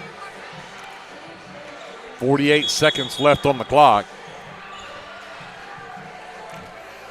Comanche will have the ball on their end of the floor. Ellis will trigger on the baseline. Up top for Nichols. Ellis in the lane. Steps through, lays it off the glass and in. 9-point ball game. Hernandez to Dodson. Down low to Russell. Russell let the flyby go. Put it up and in. Makes it feel a little better now. Double-digit lead. 25 seconds left. And a jump ball called on a block shot. Possession arrow, though, with Comanche. 23.8 left on the clock. Ellis again looks to inbounds. Got it to Nichols, barely. Man. Almost a steal again from a good hustle from Briley Russell. And again, Briley Russell. She's not going to let them just have that pass. No, she's grinning about it too. Finally got it into O'Connor. Picked up by Abby into the lane. Nichols got it back out to Smith. Smith missed an air ball shot. Gill came up with the rebound, but the Leopardettes get the foul. And it goes against Addie Dodson, just her second, only the second team foul, but that one being on the shot will send Gill to the free throw line. Bray will check in for the Leopardettes. Addie Dodson checks out. 12.8 seconds left. Leopardettes with an 11-point lead. Gill shooting.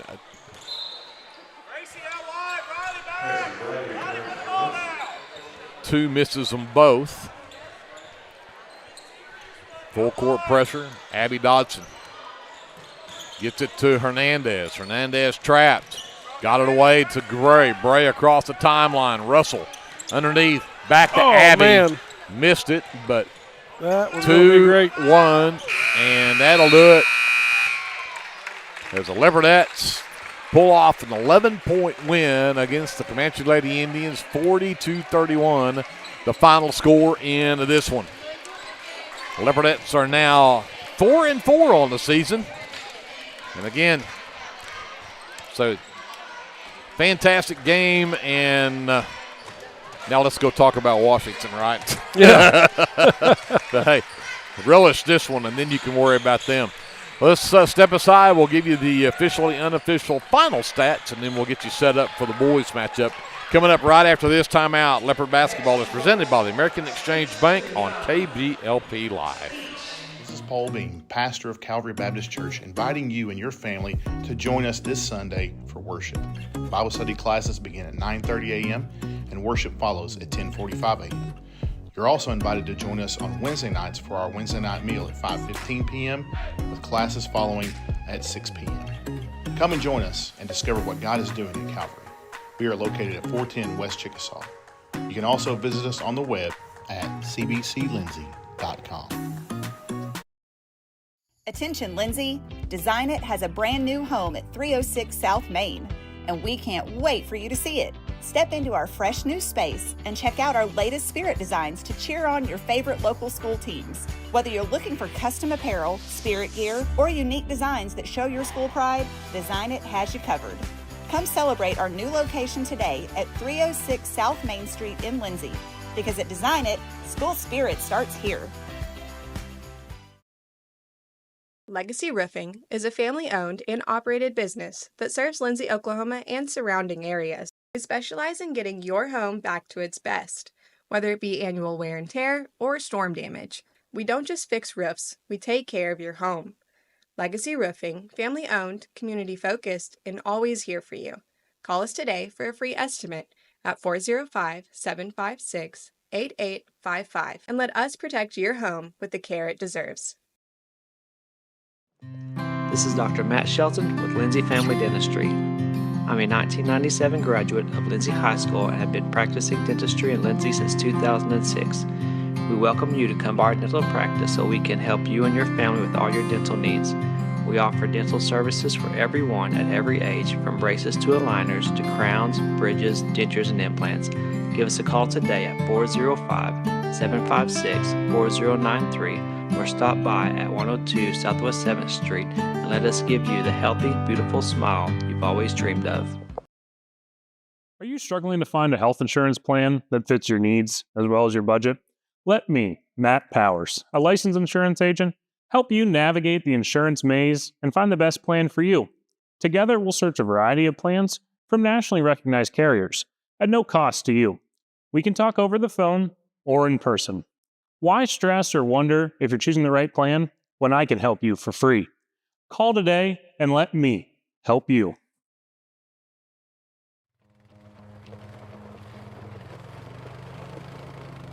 Looking for your next adventure? Head to Morris Motorsports in Chickasha. We carry top brands like Polaris, Can-Am, Kawasaki, and Honda. Plus, we offer a full-service and parts department. Whether it's ATVs, side-by-sides, motorcycles, or accessories, we've got what you're looking for. Visit morrismotorsports.com or give us a call at 405-224-6113. At Morris Motorsports, we don't just sell machines, we sell fun.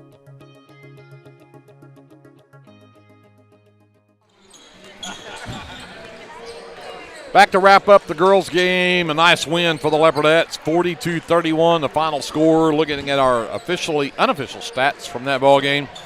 First for Comanche, and Rayleigh Ellis, 9 points in the second half, finishes with the 11. She's the only player in double figures for the Lady Indians.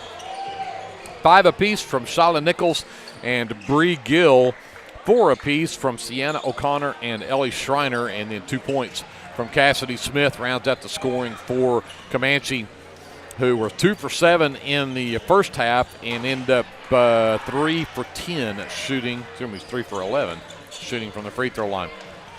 The Leopardettes only had 1 player in double figures, but it was Abby Dodson behind 4 3-point baskets tonight. She ends up with 16 points just outside of double figures with Kylie Byram. She finished with 9. 7 from Marisol Hernandez, 4 apiece from Briley Russell and Addie Dodson, and then 2 points from Gracie Bray as she went 2 for 2 at the free throw line. Leopardettes did not attempt a free throw until the fourth quarter and end up 2 of 4 in the fourth quarter from the charity stripe. Leopardettes and Comanche Lady Indians end up deadlocked at 23 for rebounds, but 24 turnovers on Comanche. The Leopardettes, however, caught up with them, had 20 in that ball game. So Leopardettes, again, need to have some conversations about turnovers, especially. They had 9 at halftime, had 11 in the second half. So, again, need to talk turnovers. But, again, they forced 24 on Comanche. I think that's a pretty good indicator of what the Leopardette defense was like. Absolutely. So let's go talk to Andrew, see what the shooting looked like. Yes, sir. Team shooting, starting with Comanche. From 2-point range, they were 11 of 36 total shots for 30%. Just 1 of 9 from 3-point range at 11%. And they were 3 of 11 from the free throw line, 27% there. From the field, overall 12 of 45 for 27% shooting. For the Leopardettes, 2-point range, they were 11 out of 24, giving them 46% total, just 1% less than at halftime, so pretty consistent throughout the game there. They were 6 of 22 from 3-point at 27%, and 2 of 4 from the free throw line, 50% shooting there. From the field overall, 17 of 46 for 37%. Not too bad of a night. And again, the Leopardettes are now 4-4 on the season. Comanche also goes to 4-4 with that loss. And again, the Leopardettes will be back on the floor on a Tuesday night, right back here at Leopard Arena to take on the Washington Lady Warriors. We'll step over and talk about a little bit about the boys now as we get set for a boys matchup. Andrew, the Leopards 7-0 to start the season. Yes, sir. And as we mentioned in the pregame, as far back as I could check, 2014-2015 season, they started 7-0. This is the first time since then that the Leopards have started undefeated before Christmas break and started 7-0. And again, you look at the wins they've got and who they've played, and everything about that looks impressive. Ranked number 12 in the state in Class 3A, but the last game we saw them was the Clinton game. 66-35, the final score in that one, and I mean, they spread it everywhere. They did. Isaac had 16, Hernandez had 15, Russell had 14, Taylor had 11. I mean, everybody was firing on all cylinders that night, so they're going to need that. This is a scrappy Comanche team, even though they just come in 3-4 on the season. Returned a couple of starters, a sophomore. Easton Bowen started as a freshman last year. Cooper Epperson is a senior returning from last year. But Bowen scored 18, 23, and 12 in their 3 games in that Wonnywood tournament. Ooh. And so he is the guy that I think kind of makes this thing go. Van Sickle is a name that we'll probably call some tonight. Carson Van Sickle, to be exact. Not on their roster last year. I'm assuming he's a move-in over there, but he seems to be kicking in a lot. He had double figures in a couple of those games. So, but again, I think this is a game that as long as the Leopards take care of business and take care of things do what they can do, I think that this is probably a win on paper, at least, for the Leopards as far as that goes. Absolutely. And looking back at my numbers, since we were talking about the Clinton game, that was a game where the Leopards were actually 100% from the field at the half and were something like 2/3 of the way through the third quarter before they actually had a miss. So they had a fantastic shooting night. Armando Hernandez was actually I started to say he was perfect from the field. He did end up with a miss, but he was 4, 5, 6, 7, 7 of 8 from the field. So great shooting night for him. Great shooting night for Isaac. Just a couple of misses for Isaac. Man, if we can continue that, I would say early on one place where I wouldn't say we struggled at all necessarily, but I didn't feel like our shooting numbers, our shooting percentages were really where they ought to be for a good, solid high school program, but really picked it up a notch over the last couple of games, and those shooting numbers looking better and better. If they can keep that up and continue to improve, then, man, sky's the limit for these guys. Oh, I agree, and you get to looking at these guys. I mean, watch the JV game tonight. Those JV guys scored 60-some-odd points in 2 20-minute halves, and knocking down threes. But I'll tell you, there's 2 things that I saw that I am tickled to death to see from the Lindsay Leopards, and that's Crew Flood and Dutton Taylor in uniform playing basketball. So I was they actually put in the minutes there in that JV game to kind of get back into this basketball shape because they've both been fighting off the injuries from football. But to see Crew Flood and Dutton Taylor back out there, I think that just makes this Leopard team that much more dangerous. Yeah, for sure. I wasn't down there, but I understand Dutton had a pretty decent scrimmage down at Dixon over the break, kind of getting his legs back underneath him. And Crew looked mighty good in the JV game tonight, scoring defensively, moving the ball down the court. So very good couple of additions back to this Leopard squad after nursing some football wounds for the last several weeks, and happy to have them back aboard. Absolutely. So that's, I think the Leopards, again, looking at this one on paper, should be something that the Leopards can take care of if they just do what they can do and take care of business here and keep that undefeated streak going as long as we possibly can. So Comanche is still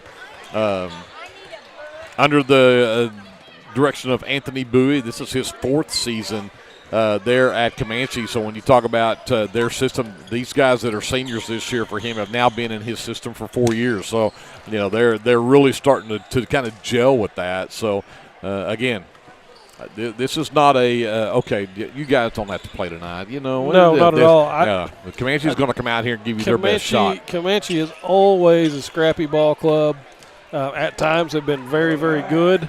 I don't know. I haven't seen anything from them personally this year, so I really don't know how we stack up. We'll find out here in just a little while. But I do know that these guys always come to play. They've always got some fight in them, and they usually play pretty stinking good defense. So we'll see what they have in store for us tonight. I bet you the Leopards can take care of business, like you said. If they do what we can do, we'll be fine. Number 4, Cooper Epperson, the senior, starts for Comanche.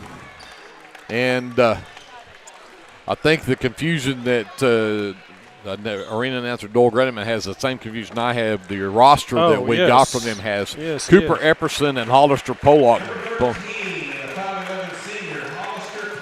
So Hollister Pollock actually is wearing number 13. He is the senior. Bryson Goldhart, number 35, the senior. Carson Van Sickle wears number 1. He is a junior.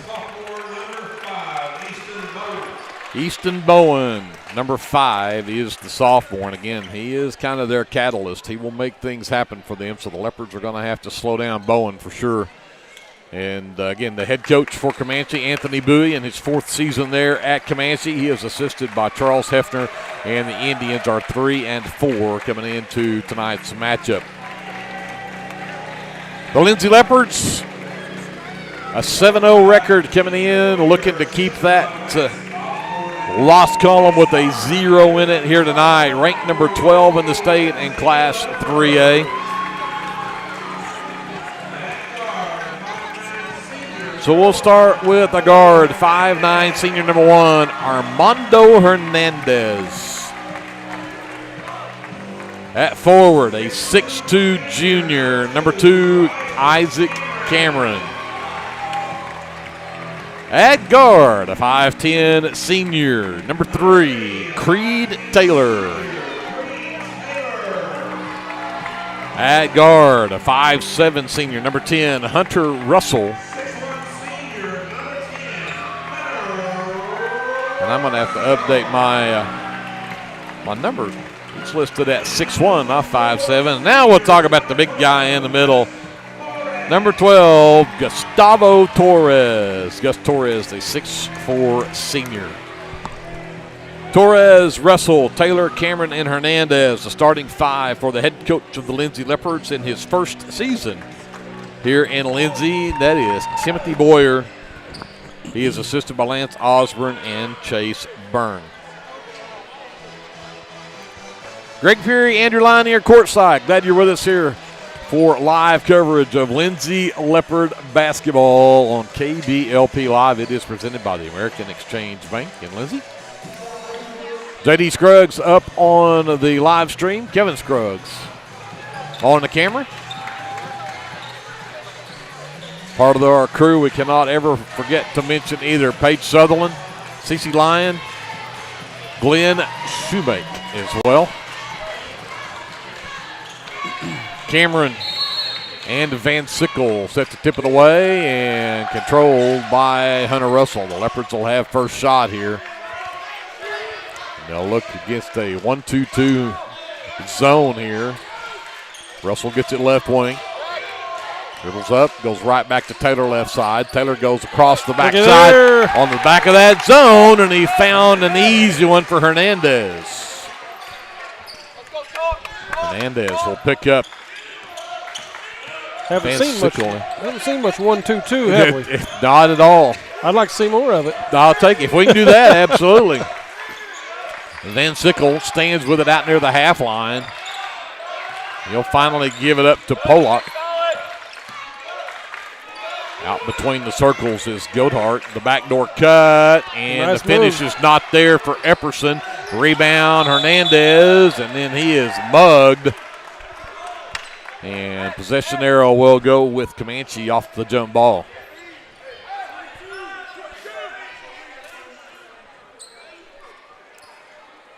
From Van Sickle under his own basket to inbound here. Nearly a minute into this first quarter. Epperson breaks out to the corner. 3 ball on the way. It's too strong. Van Sickle, the offensive board. That won't go. That miss pulled down by Torres. Leopards will reset here against this 1-2-2 zone. Taylor, lazy pass, nearly stolen away there. Hernandez does finally come up with it. Torres, short corner left side. Backs Goathart down. Gets into the lane. Tough jumper, and he got it to go. Love to see some moves from the big man. 4-0 Leopards. Epperson will bring it across. Excuse me, that is Bowen, not Epperson. Bowen around the screen. Left elbow jumper is up and no good. Rebound, Hernandez. He will push it up quickly. Goes over in the right corner to Russell quickly. Torres to the backside, and Cameron goes to work on the low post, puts it up and in, and the Leopards start out on a 6-0 run, and Coach Anthony Bowie wants to talk about it. Let's take a timeout. We'll come back right after this. This is live coverage of Leopard basketball presented by the American Exchange Bank on KBLP Live. Sharon's Beauty Salon is your hometown stop for all of your salon needs.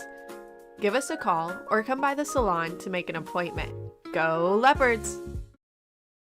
Lingman Incorporated is a proud supporter of the Lindsay community.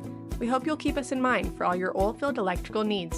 You can give us a call at 405-756-4773.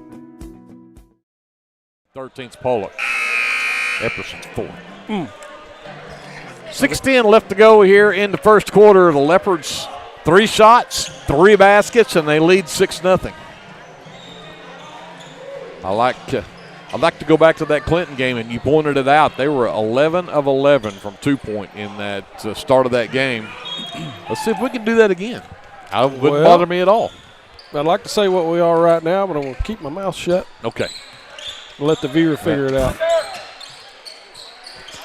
Bowen gives it up to Epperson. Epperson out between the circles, goes to Goldhart, turned down to 3. Got the flyby from Torres, dumps it down to the baseline to Van Sickle. He's covered up. Goldhart 3 from the right corner, off the front of the iron, no good, and then out of bounds. And it'll be Leopard basketball off the turnover.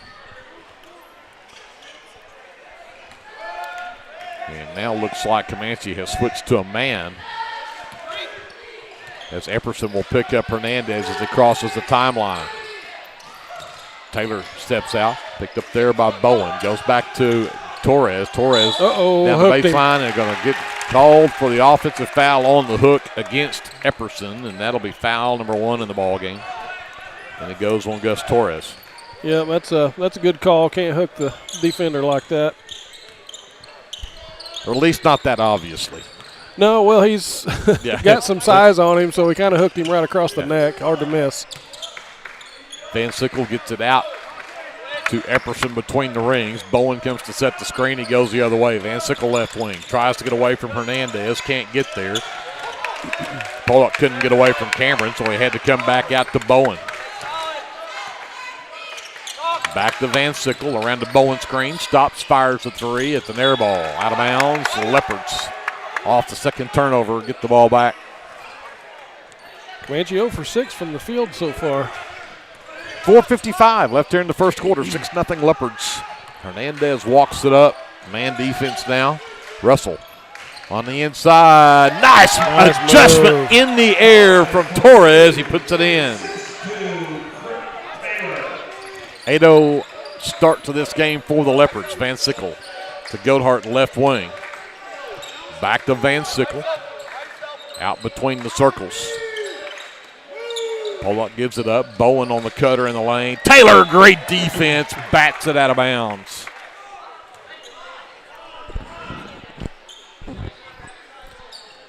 So Van Sickle will be on the baseline to bring it in for this one. Everybody covered. Goldhart sets out between the circles. Gets it over to Bowen. Picked up by Russell. Takes him to the wing. Covered it there. Van Sickle across the top of the key. Flips it to Epperson. Epperson back over to Van Sickle.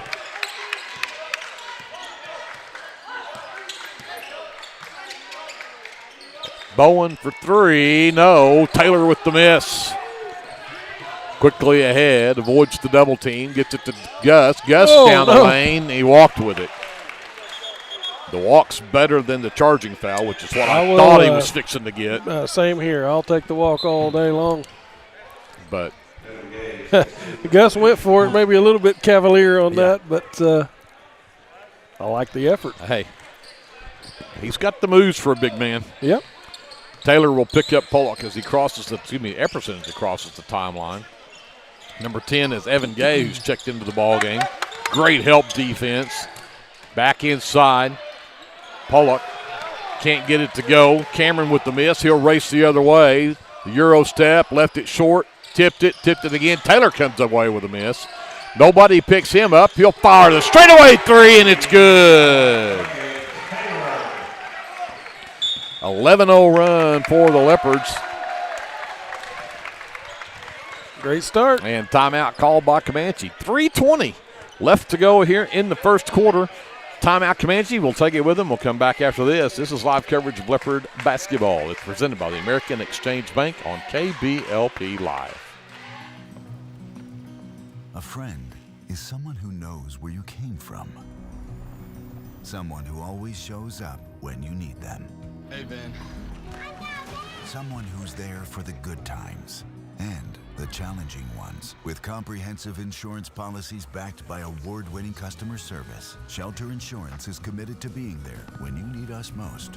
When the unexpected strikes, see Shelter Agent Caleb Smith in Lindsay. 3:20 left to go here in the first quarter. The Leopards have started on an 11-0 run to start this game. And See if they can continue that here. Comanche will have the ball coming out of the timeout. Epperson will bring it up. Taylor waits for him top of the key. Pollock goes right wing. The trap comes.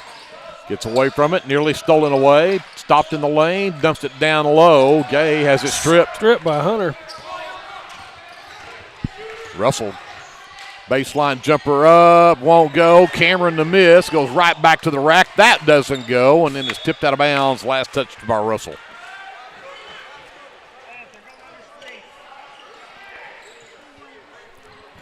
Had a good look right there underneath from Cameron, just a little strong. And not sure. Torres will check out. Number 23, Tug Fott, the 6'2 senior, will check in for the Leopards. And Epperson will bring it up for Comanche. Right wing, they trap. Pollock gets away from it, down underneath Gay. Great job as Cameron did not foul but forced a turnover. Oh, and then throw it away. Yeah. Fott tried to get it back to Russell. It's one turnover to another, but it's still 11-0 Leopards. We've got 2:35 left to go here in the first quarter. Epperson will get it from Bowen, and he'll bring it up the floor. Leopards have played a man straight up since the tip of this one. Gay goes right back to Epperson in the corner. Gives it back up. Epperson reverses back down. Taylor with the steal. They've got a 3-on-1 break. Nice feed from Taylor to Russell, who lays it up and in. Good job. Nice steal, nice finish by Russell right there. 13-0 Leopards. Bowen, the straight-on three is an air ball. Leopards will get it back with 2:04. And here comes some full court pressure. Now they'll back it off to three-quarter court. Cameron trapped, lost the ball, got it back in the lane, gets it out to Fott. Back to Cameron, straightaway three on the way, too strong. Rebound Bowen. Bowen into the lane, the Euro step, blocked by Cameron. Hernandez the miss. He'll push it away. Taylor can't come back up with it, and then Russell will pick up the foul. Again, great hustle there from both defenses. And it'll end up being foul number 1 on Hunter Russell. Second team foul.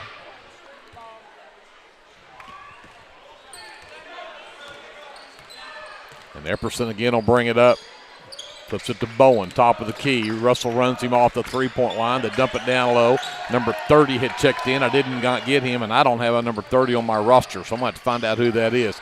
Taylor misses the layup in transition. 30 comes away with the rebound, and then at the other end. That was Cooper Epperson with 2.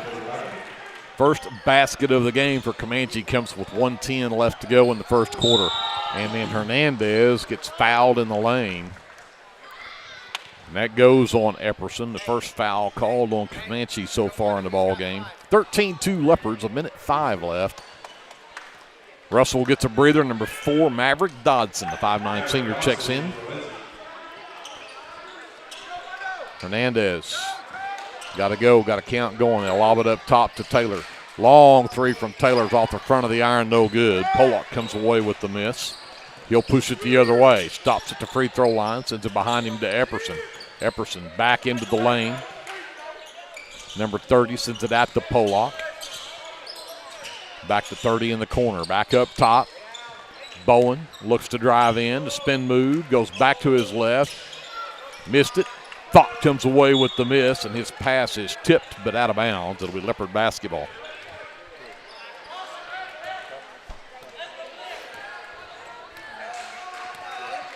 Hernandez walks it up with 30 seconds left to go. Leopards may look for a final shot right here, up by 11. Dodson gets it left wing. Goes back to Taylor on the wing.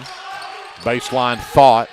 Tried to go to Cameron in the lane, but too hard. Dodson comes away with it. Cameron up top to Taylor. Back to Cameron. Cameron for 3. Got it! 16-2 Leopards, and then Hernandez came up with the steal, but the shot at the buzzer was off. But what a first quarter. 16-2. Great start. Leopards on top. Take a timeout. We'll come back after this. This is Leopard Basketball presented by the American Exchange Bank on KBLP Live. If you have a hankering for the best barbecue in South Central Oklahoma, then get yourself down to the Meat Locker Barbecue in Lindsay. Every Monday, Thursday, and Friday, located just off of Highway 19, 106 Northwest 40. At the Meat Locker, we work hard to bring you the most consistent, delicious, slow-smoked barbecue around at a price that won't break the bank. And don't forget, we cater too, and we'd love to do the cooking for your next event. So come see us or give us a call, 405-428-1198, and visit our new website at meatlockerbbqok.com for the latest Meat Locker merchandise. We're proud to sponsor this broadcast of Lindsay Leopard Athletics and want to wish all the students, faculty, and staff a successful year. 16-2, the Leopards start the game on a 13-0 run. There was 1:10 left in the quarter, so for nearly 7 minutes, the Leopards held Comanche scoreless. And they finished with a 16-2 run to start the ball game, and then the Leopards will have the ball to start the second quarter. Comanche started out the game 0 for 10 from the field before they finally had a bucket from Cooper Epperson. It's been all Leopards so far. Dodson gets the inbounds on the left wing from Cameron. It goes right back to Cameron, now out to Hernandez to set the offense up. Back to Cameron left wing. Dodson between the circles. Quickly Hernandez. Back out to Taylor. Taylor down to Fott, down the baseline to step through in the reverse, but they're going to say travel with it. Yeah. Thought that was a pretty good move. In the NBA, it would have flown. Turnover Leopards. Here comes Van Sickle. Picked up by Hernandez at the half line. Sends it left wing to Epperson. Epperson looking to get rid of it. Taylor has the defense. Good defense stops the drive. Van Sickle behind an Epperson screen. Puts up a three, and it's good. 16-5. Leopard lead down to 11. Here comes Hernandez. Back out to Taylor, top of the key. Bowen follows him down the lane. Great drive for Creed Taylor. Move off the screen. Up with the left hand, 18-5 Leopards. Well, he's lefty, so it works out. Hey, that works out. There you go. Bowen behind him to Gay. Gay trying to get away from Dodson. Can't get it done. Comes back to Van Sickle. Stops left elbow. Puts it out to Bowen. Bowen works to the top of the key. Lost the handle on the basketball. Got it back. Got it back to Van Sickle. And then Van Sickle lost it out of bounds because Hernandez knocked it out of his hand. Torres and Russell return along with number 0, Ivan Valenciano. Fott, Hernandez, and Dodson will all sit for the Leopards. So Van Sickle will inbound in the corner in front of the Leopard bench. Out to Bowen, picked up by Cameron. Back over to Epperson. Back to Bowen. Out between the circles. Dribble handoff to Epperson. Back to the left side. Van Sickle. Back out to Epperson. Taylor cuts him off. Epperson back into the lane. Flips it out Van Sickle. Up between the circles for Bowen. Right elbow Gay. Step back jumper on the way. No. Rebound pulled down by number 30, who is Johnny Alvarez, by the way. We did find that out. And then that put back will go for Evan Gay. 18-7, Leopards back to an 11-point lead. 6 minutes to go before half. Torres, top of the key.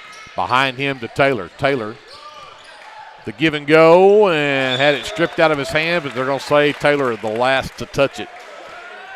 5th turnover on the Leopards. Here comes Bowen.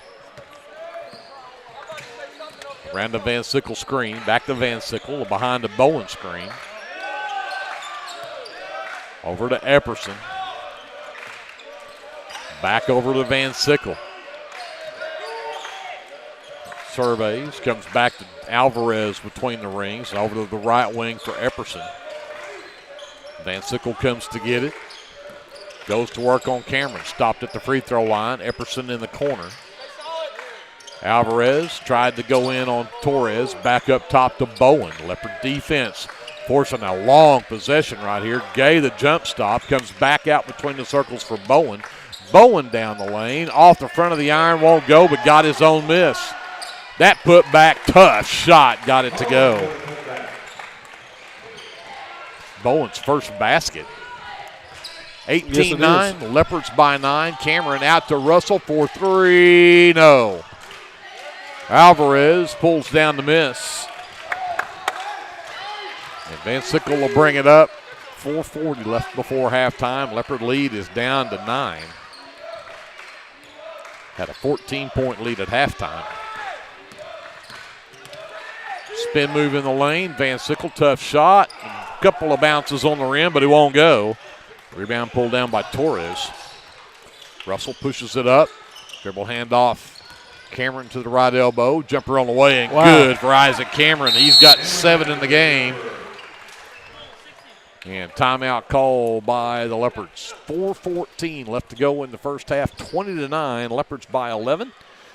Step aside. We'll come back with more Leopard basketball presented by the American Exchange Bank here on KBLP Live.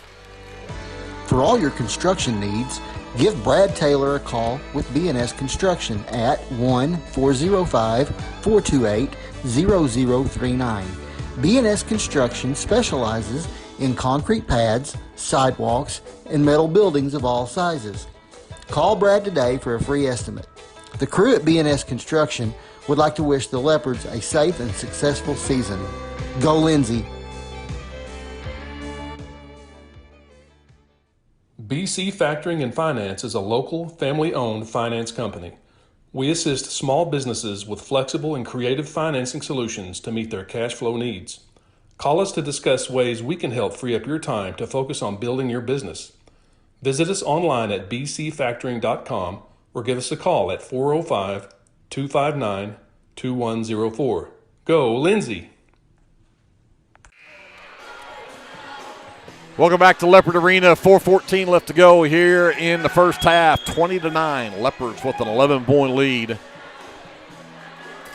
Tried to get Haley Jones to do some talking on the air. Couldn't talk her into it. But well, I guarantee you she couldn't do any worse than me, Greg. Hey, she couldn't do any worse than I do for sure. Van Sickle will bring it up for Comanche coming out of the timeout. They trail by 11. Valenciano will pick up Van Sickle as he crosses the timeline. Takes it down the lane, sends it out into the corner to Pollock. Across the lane, and I missed getting that gentleman checked into the game. That's number 24, Owen Cook. Cook's shot won't go, but the rebound was tipped out of bounds, last touched by the Leopards. So Van Sickle under his own basket to inbound. Lob to the top of the key for Cook. Nobody picks him up.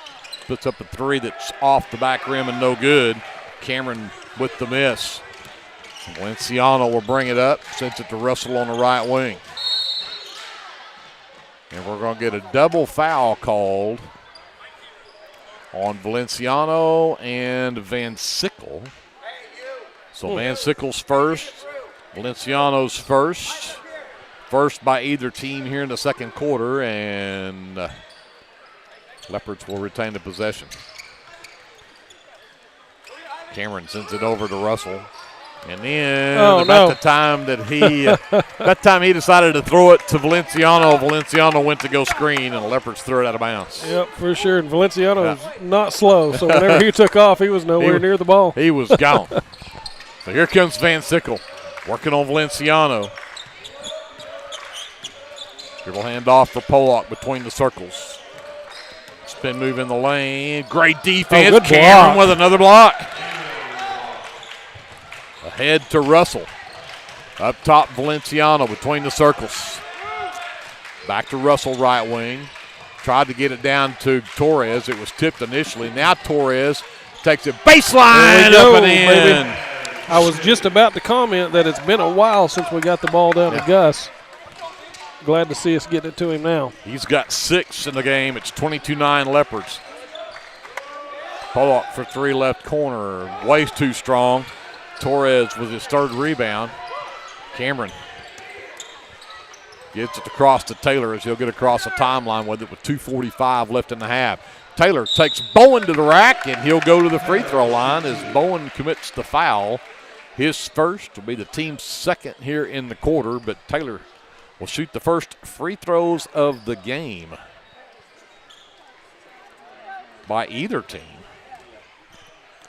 And the first one hits the back iron and too strong. Valenciano is out as Hernandez returns for the Leopards. And Van Sickle and Cook will also check out. Gay returns as Cameron will knock down free throw number 2. He's got 6 points. 23-9 Leopards by 14. 2:42 left here in the first half. Pollock, right wing, up between the circles for Gay. Epperson left wing, picked up by Russell. Comes back out to Pollock between the circles, takes Cameron into the lane. Alvarez right wing. Up top, Epperson behind him to Bowen. Bowen around the Alvarez screen, gets to the elbow and then tried to go inside to Alvarez. He's tied up by Russell. Possession arrow Comanche. Again, great recovery there from Russell to stop that from Alvarez off the give and go there. The quick inlet pass to Alvarez, back to Bowen, back inside to Alvarez, who walked, getting out on the baseline there. And then Torres blocks his shot. Alvarez ended up with it. The flyby, Epperson to Gay. Gay's shot is an air ball, and Cameron comes up with the backside miss. Hernandez to Torres on the baseline. Torres goes to work on Alvarez. The over his shoulder pass gives it to Taylor, to Russell. His three won't go, and Epperson comes away with a miss. What a pass from Torres. Pollock into the lane against Torres. Can't get it to drop. That is rebound number 6 for Cameron. Isaac gives it up to Hernandez. Hernandez takes Bowen down the lane.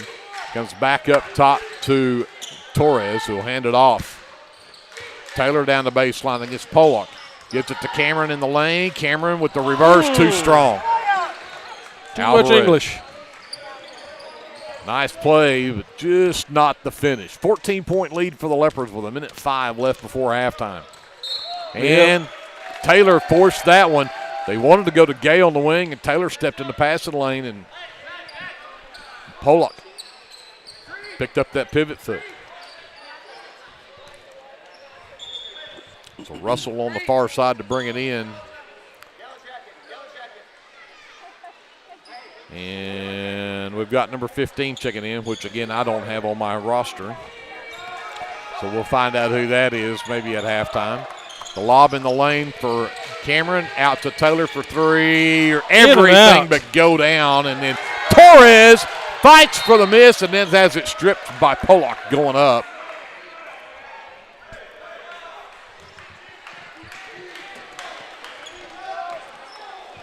So Leopards get it back, 51 seconds left. Hernandez into Torres, double teamed, missed it short. Alvarez pulls down the miss. He hadn't been in there long, but he's already got 4 boards. Gay 1-on-2. Pollock out to Bowen between the circles. Over to Alvarez right side. Torres cuts off his baseline drive. Alvarez looking for somebody, can't find anyone. Finally, cross-court pass to Pollock, who can't get away from Hernandez.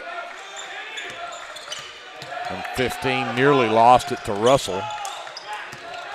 Taylor tries to bring the double team. Hernandez with the steal. The strip by Bowen out of bounds, and they're going to say that it's off of Hernandez. It'll be interesting. Turnover, yeah. Van Sickle checks back in. Pollock checks out. Valenciano, and in for the first time this season, we get to announce number 5, Crew Flood, the 6-foot sophomore.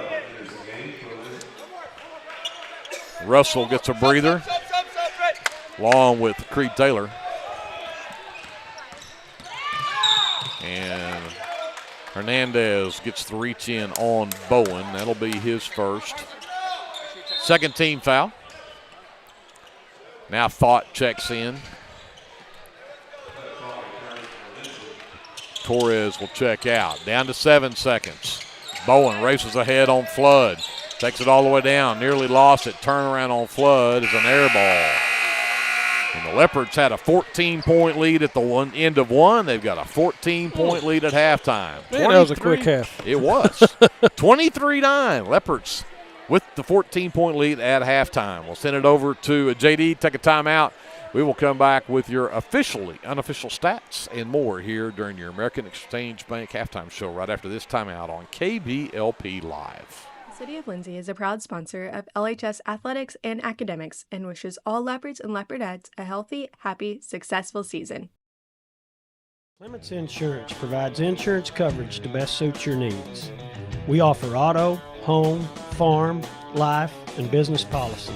Come by 109 West Chickasaw or call 405-756-2253. Clements Insurance is carrying on the tradition to satisfy you.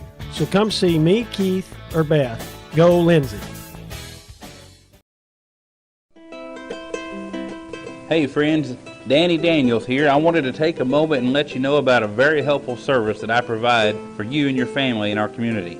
I own and operate Danny Daniels Pest Services, and I would like to ask you to call me the next time you have a need or desire for effective, safe, and affordable pest services. If you have spiders, roaches, ants, fleas, ticks, scorpions, crickets, whatever, I can help.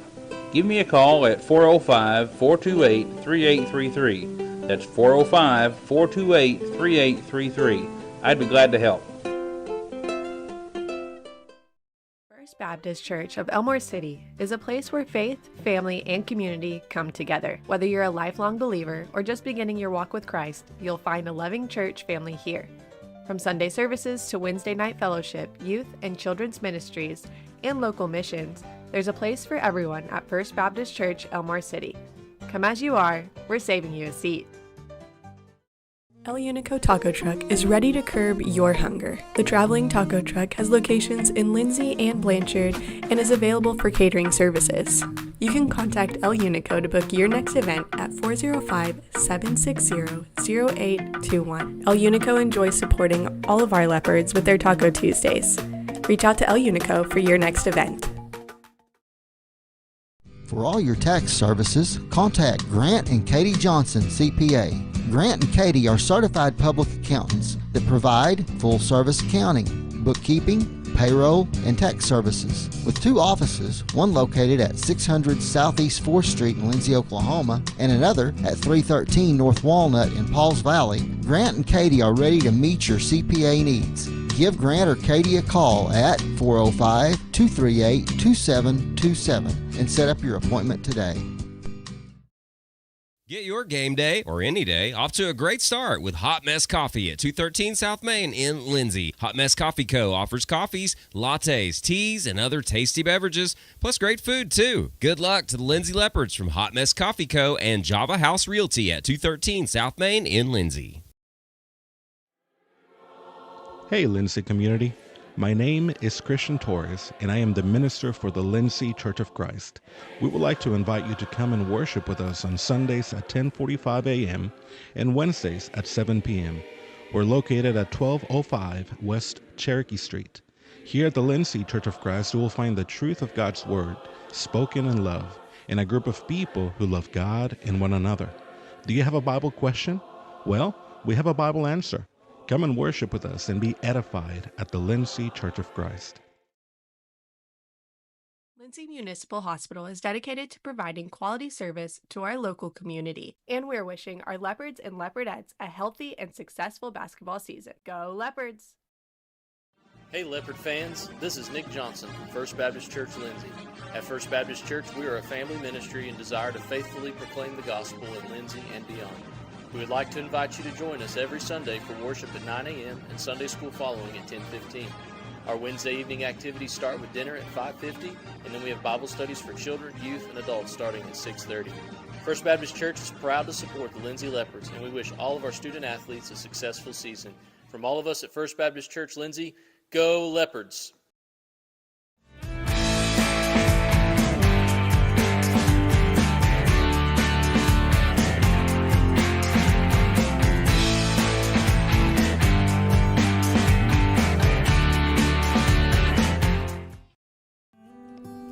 your special moments as such a blessing to me, from running down the ball field to walking down the aisle. Call or text Photography Blessings by Lacey for all your photography needs. 405-428-0305. Go Leopards and Leopardettes. American Exchange Bank, right here in Lindsay, is a locally owned and operated community bank that believes in just that, you, a community of fellow leopards. We love our customers. We feel very grateful for each one. So if you are looking for a safe place to put your money, need help achieving that next dream project, or are simply looking for a different banking experience, give us a call at 405-756-3101. We look forward to serving you each day. Member FDIC and Equal Housing Lender. We are back here at halftime, your American Exchange Bank halftime show, and our officially unofficial stats from the first half of this one. And the Leopards with a 14-point lead, 23-9 here at halftime. For the Comanche Indians, who only had 9 points, 3 of them belonged to Carson Van Sickle for a 3-point basket. And then Cooper Epperson, Easton Bowen, and Evan Gay all have 2 points apiece. Now rounds out all the scoring for Comanche, who did not attempt a free throw in that first half. Lindsay Leopards have spread it, but 7 points from Isaac Cameron leads the way for the Leopards. 6 apiece from Creed Taylor and Gus Torres. 2 apiece from Armando Hernandez and Hunter Russell. Rounds out the scoring for the Leopards, who went 1 for 2 from the free throw stripe. Again, not a lot of fouls and not a lot of free throws shot in the first half of this game. The Leopards out-rebound Comanche 16-11 in that first half, and turnovers pretty even, 7 from Comanche and 6 from the Leopards. And then we'll go talk to Andrew, see what the shooting percentages look like. Yes, sir, for Comanche from 2-point range, 3 of 19 for 16%. Just a single three-pointer on 9 attempts. On 9 attempts for 11%. No free throw shot by Comanche, so from the field, 4 of 28 for a whopping 14%. So they are struggling offensively. For Lindsay, they're 8 of 14 from 2-point range, shooting 57% from that range. They're 2 of 8 from 3-point for 25%, and 1 of 2 from the free throw line for 50%. From the field overall, 10 of 22 for a total of 45% shooting. So a tale of 2 very different teams so far. Yeah, when you do 14% versus 45%. Yep. I mean, and again, you force 7 turnovers out of all that. Yeah. But at the same time, I think really the 5 extra rebounds from the Leopards can help that. You know, you've got extra points after, which second chance points is what I'm trying to come up with. Yeah. However, Comanche's actually shot 6 more shots from the field than the Leopards have tonight. So just a poor shooting tonight. I mean, and everything's, to the Leopards' credit, everything's been very, very contested. Not very many of those shots were, wide open. So absolutely. The Leopards making it tough defensively as usual. But again, a 14-point lead for the Leopards here at halftime is a 23-9. Let's take a 60-second timeout. Send it up to JD. We'll come back with the start of the third quarter. Looks like it will be Leopard basketball when we do. So we'll do that right after this. This has been your American Exchange Bank halftime show and your officially unofficial stats here on KBLP Live. At Rural Electric Cooperative, we're committed to providing electric power and opportunity to the many areas our members call home. That includes supporting youth programs that teach life skills and build character. With REC, you're more than a customer, you're a member owner. And that's why we're always working hard to provide you with the most dependable electric power possible. As a Touchstone Energy Cooperative, REC is dedicated to providing the best service possible and supporting the communities in our service area. Sooner Valve Repair in Lindsay would like to wish the Lindsay Leopards and Leopardettes all the best during this season. When in need of a valve repair, come by Sooner Valve Repair at 106 Southwest 9th Street in Lindsay, Oklahoma, or call 405-756-1599. Good luck, Leopards, from Sooner Valve Repair in Lindsay. Craving a taste of authentic Mexico right here in town? Head over to Casa 13. Order to go and settle in for all your Leopard action at home. Now serving breakfast Saturdays and Sundays. Come see us at 110 Southeast 4th Street. Go Leopards!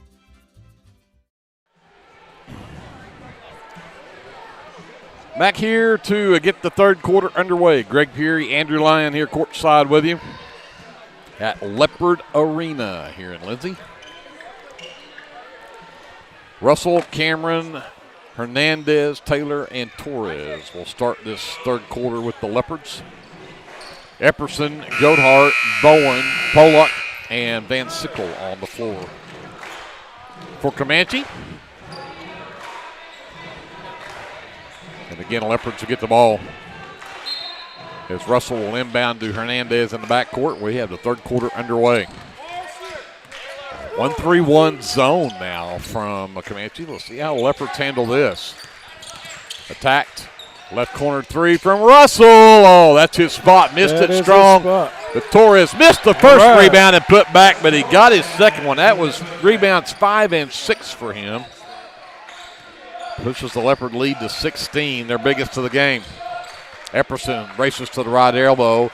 Goathart, 3 straight away, won't go, and that is rebound number 7 for Cameron.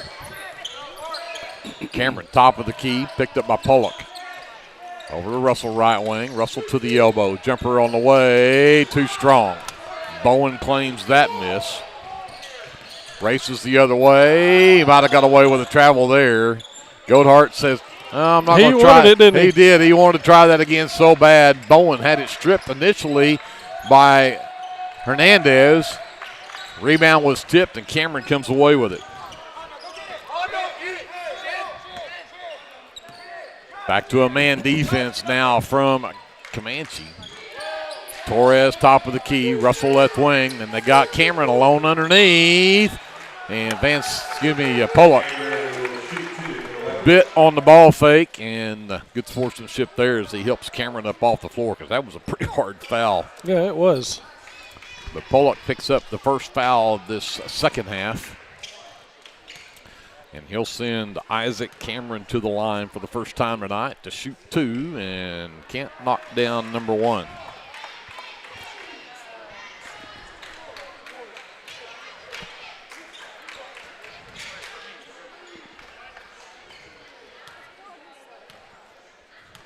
Free throw number 2 from Cameron on the way. That one will go. Gives him 8 for the ball game. Pushes the Leopard lead to 17 at 26-9. Epperson stumbled his way into the lane, got it to Bowen. Bowen to Goathart. Knocked away from behind by Torres. And Torres tried to call it for the official and say, hey, that ought to be ours. But Torres the last to touch it.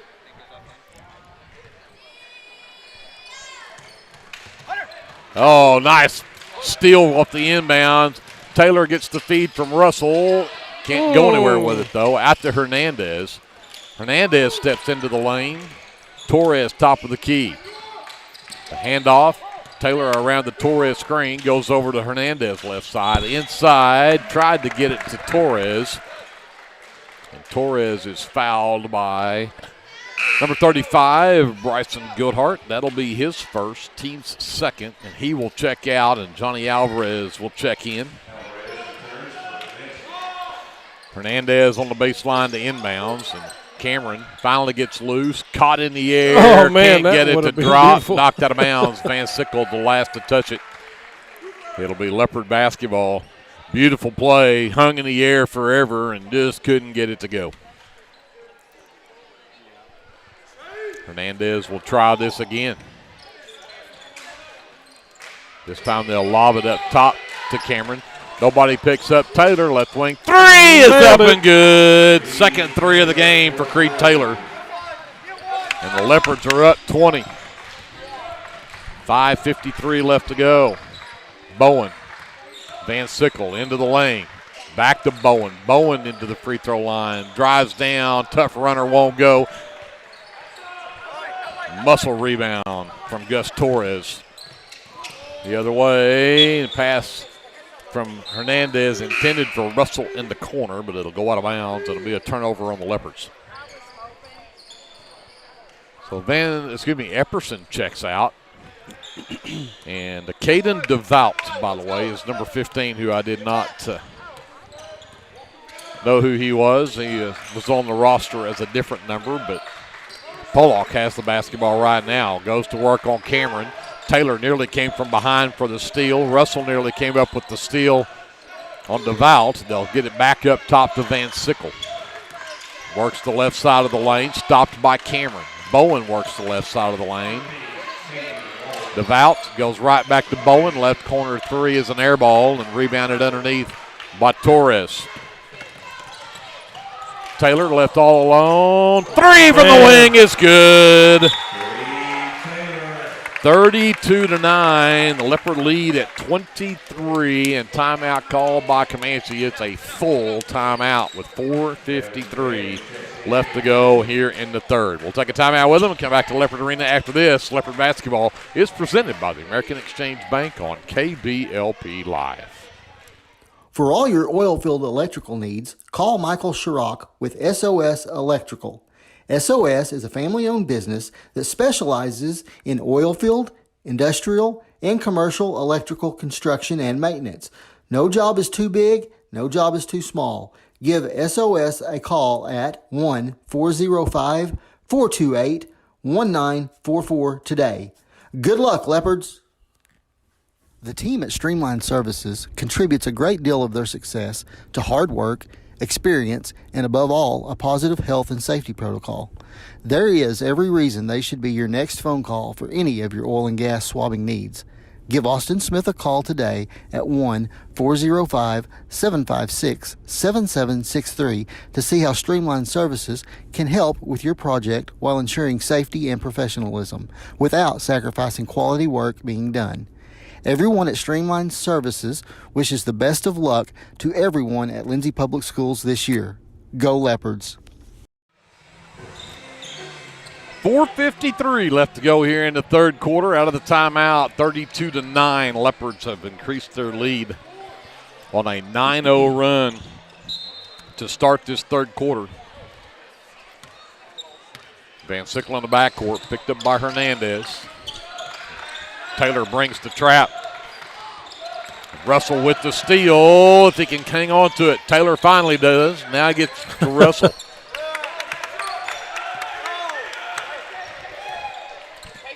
Guys, just don't give up. Hernandez races down. Taylor gets it left wing, all the way into the left corner. Three ball on the way. Hunter Russell, that is his spot. 35-9. Leopards by 26. Oh no. The trap out front. That's unfortunate. Nobody saw Caden DeVault on the backside. He got an easy one. Stopped a big run. The other end, though, there is Armando Hernandez. Puts it up and in. Right back to 26 for the Leopards. DeVault. Cameron with the defense. Back to Bowen between the circles. Russell picks him up. Alvarez comes to set the screen. Bowen down the right side of the lane, and they're going to call a reach-in foul on Hunter Russell. That's just his second. Not real sure about that one. Yeah, I think that's probably a good call. Fair amount of contact down there. However, they've been allowing about that much contact every other play, so. And Bowen cannot connect. These are the first free throws of the game for Comanche. Again, the Leopards only attempted 2 in the first half. So, again, not a lot of fouls and free throws called. Bowen will try his second one here. And that one won't go either. Torres tipped the rebound, but Taylor ended up with it. He's now double teamed. He'll get the outlet for Torres, and he'll give it up to Hernandez. Taylor, the baseball pass to Russell down the baseline. Missed the first, missed the second. Torres got the third. But he's fouled by Johnny Alvarez. His first will be the team's third. You started out, 11 for 11 on Tuesday night? We can't make your freaking legislative. And Torres misses the front end of 2. Coach Boyer walks over and says, we were talking about our 11-11 from 2 last time we were out. We can't seem to find a 2-point basket tonight. We've found a few. I think he's not giving them quite enough credit. No. Second one is good from Torres, 38-11 Leopards with 3:15 left to go here in the third. They're going to trap Epperson on the wing and the backcourt as Bowen could not come up with it before he crossed the half line. That is turnover number 9 now on Comanche. Leopards get it back with a 27-point lead and 3:10 left in the third. Hernandez will inbounds. Cameron comes between the circles to get it. The handoff to Taylor. Bowen pushes him from behind and forces a bad pass. Turnover number 8 on the Leopard. Here comes Epperson the other way. The bounce pass underneath and a good shot up and in from Evan Gay. 38-13. Leopards still with the big lead. Taylor across the timeline. Cameron quickly to Russell, right corner. 3-ball too strong this time. Bowen pulls down the miss. And then turnover back at the other end. Here comes Hernandez the other way. Taylor, 3-ball right wing. Yes, his third of the game. Fourth of the game, excuse me. 41-13. We'll get a travel called on Gay, and that will be turnover number 11. Thought returns. Torres gets a breather. Russell also checks out with Flood returning, and Dodson also comes in and replaces Hernandez. 28-point lead. Leopards with the basketball and some full court pressure. Dodson across to Taylor. And we're going to have a foul called on Bowen. That'll be the second on Ethan Bowen, 4th team foul here in the third quarter. Bowen checks out. Pollock back in the game. Dodson will retreat into the backcourt to get the inbounds from Cameron. Dodson drives the lane. Sent that to Cameron. Right corner 3 on the way. No. Fought the rebound, and the putback won't go. Crew Flood, though, gets his first basket of the season off of a rebound and the putback. Puts the Leopard lead at 30 with 1:49 left. Out top to Gay. The backdoor cut from Epperson gets to the right elbow. Jumper too strong. Rebound pulled down number 55, Jackson Spencer. Then throwing it away. Taylor, the runaway with the left hand is up and good. Taylor's got 14 in this quarter. He's got 20 in the game. Yeah, he really came on strong all of a sudden. Bad off-balance shot in there from Pollock. Taylor has it right wing with 1:10 left here in the third. Gets a screen from Flood. 3-ball up and in. That was a heat check, and it's still hot. Still hot. 48-13 Leopards. 35-point lead, and we'll have. Taylor's now 7 of 10 from the field. Wow. He will check out along with Cameron. They're going to send another 3-point specialist in the game, though. Number 11, Zach Howie, is in the ball game along with Valenciano. Howie can drain the threes from about anywhere on the floor. Flood knocks it away from Pollock into the backcourt. He'll retreat there to get it. 45 seconds left here in the third. DeVault hounded by Valenciano. Goldhart back in the game for Comanche as well. The back pass, oh, nice feed underneath, but Pollock can't finish, and Flood has it knocked out of his hands. It'll go off of the head of Pollock out of bounds. Man, rough shooting night for Comanche. I can't imagine they normally miss as many shots underneath like that. Trap comes. Flood has it. Over to Fott. Fott to the left wing. Retreats. Lane is open. Reverse layup. Can't get it to go. Flood's tip won't go either. A good move by Fott. Nice footwork. Goldhart comes the other way. Long three will not go. Valenciano the miss, and his long three the other way doesn't go either. So we get to the end of three, and it's all Leopards. 48-13, the score here at the end of the third. We'll take a timeout. Be back with the fourth quarter right after this. This is Leopard basketball presented by the American Exchange Bank on KBLP Live. T&W Tire is a family-owned, full-service commercial tire company. As a leader in auto repair, T&W is more than just tires. Our highly qualified mechanics can get you back on the road no matter what you drive. We also specialize in serving the tire needs of commercial fleets, oil and gas, construction equipment, and a variety of industrial applications. So for your automotive needs, look no further than T&W Tire, located at 410 Southeast 4th in Lindsay, Oklahoma, or look up one of our many locations on tnwtire.com. Lingman Incorporated is a proud supporter of the Lindsay community. We hope you'll keep us in mind for all your oilfield electrical needs. You can give us a call at 405-756-4773. Leopards outscore Comanche 25-4 in the third quarter. Had 5 threes in that quarter, 4 of them for Creed Taylor. He's got 20 in the ball game. We probably have seen the last of the starters for this game. When I say that, and they're all back out on the floor.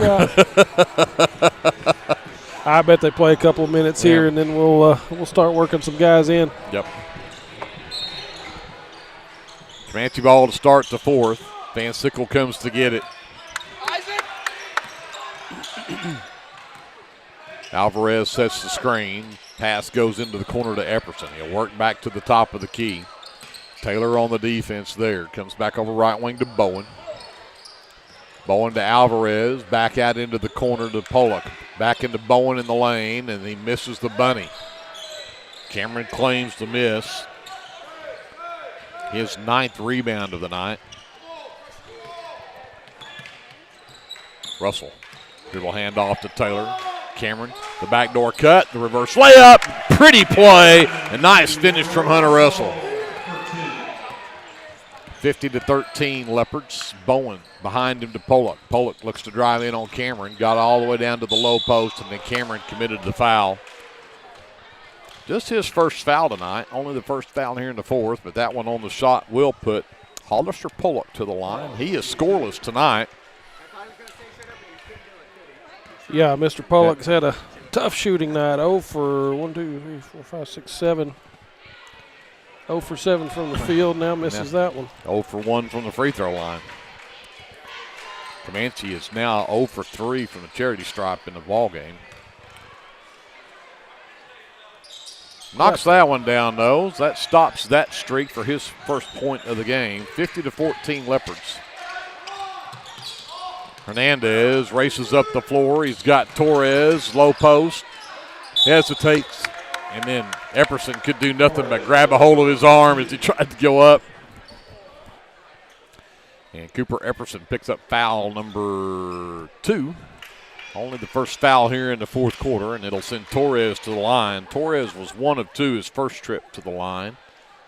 And he'll start 0 for 1 on this trip.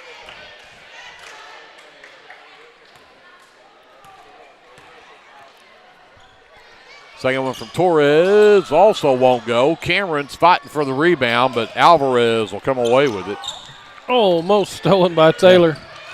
Pollock had it stripped, knocked out of bounds by Russell. Quick hands by Hunter Russell. 50-14 Leopards. Just over a minute gone here in this fourth quarter.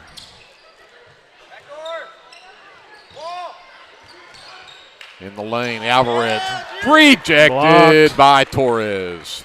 Couple of blocks for him in this game so far. He's got a couple. I know Cameron's got a couple as well. Van Sickle looks to inbounds. Finally gets it to Bowen in the right corner. And there's another block. Hunter Russell with the block. Loose ball and nearly stolen away from the Leopards. Pollock gets it back. Drives down the right side of the lane, and he got to the rim that time, let it up and in. 50-16, Leopards. And Russell had it stripped, headed to the rack, had it stripped again. It's loose on the floor, and he's on the line. I'm going to say Bowen was on the baseline out of bounds when he had the basketball, so the Leopards will get it back.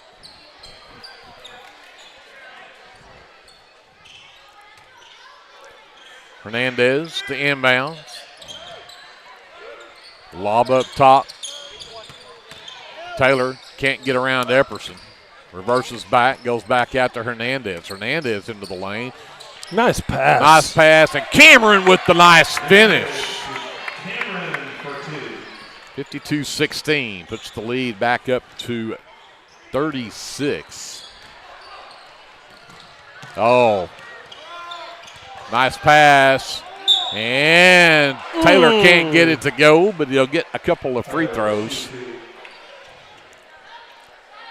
Foul called on Van Sickle. That's just his second team foul. And here comes the subs as we were talking about it. Taylor at the line, and that one won't drop for him either.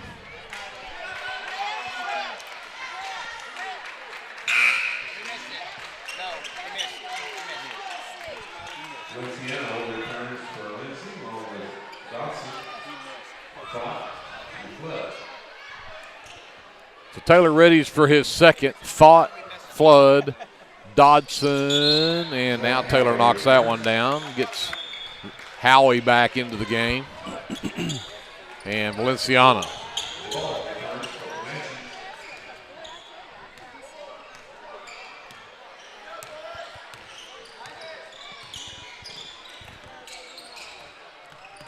(53-16) Leopards as Pollock drives the lane, and then Valenciano steps in front and steals the pass away.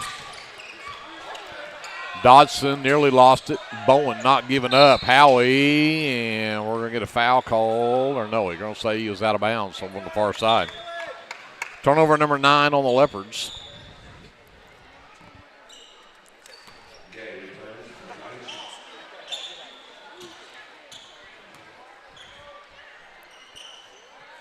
DeVault hit to Epperson, who nearly went backcourt.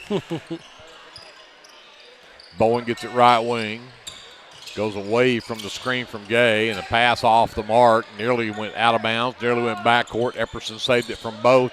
And then Flood picked his pocket. Flood and Dodson on a 2-on-1. Nice feed. Dodson can't get the finish, but Flood with his rebound and put back. 55-16 Leopards. Thought goes to work on Alvarez. Oh, nice spin move from Alvarez. Underneath. That's his first basket of the game. 55-18 Leopards. Howie to Thought. Down the baseline right side. Jumps in the lane. Gives it up for Flood. And Flood can't get it to go. DeVault comes away with the miss. Here comes Bowen the other way, left wing. Picked up by Flood. Valenciano on the flyby nearly had to steal. There's a long three from DeVault that'll go. 55-21, Leopards with the lead, 4:25 left in the ball game. Howie left wing. Dodson left corner three. Oh, thought he had that one. Flood with another miss. Over Alvarez. Got it to go. Flood's got 6 in the ball game. 57-21 Leopards. 36-point lead. DeVault stopped at the free throw line. Behind him to Bowen. Top of the key, resets the offense. Alvarez sets the screen. They leave him alone, and the three-pointer's off the side of the rim. Howie comes away with the miss. He'll push it up the floor. DeVault picks him up. Thought with the basketball. Drives to the right wing. Gets to the baseline, goes all the way into the basket, got it over to Dodson in the left corner. Step back three from Dodson, everything but the finish. Valenciano with the tip, that won't go. Howie comes up with it. His shot is blocked. Flood knocks it away from Epperson. It's still loose on the floor, and Howie will save it. But they're going to say he slid across the half line and it went back court, and that'll be turnover number 10 on the Leopards. J.J. Alvarado checks in for Comanche. And in for the first time this season will also be number 32, Dutton Taylor, the 6-foot-tall senior. First time we've seen him. Epperson behind him to Goathart. Gay down the lane. Pass. Oh, and rejection by Taylor. Valenciano to Flood down the lane and pass a little too hard. And turnover number 11 on the Leopards. We're under 3 left in the ball game now. 57-21, Lindsay by 36. J.J. Alvarado, and let's see if Taylor. There we go. And they're going to say travel with it. Drug that pivot foot. I thought he had it.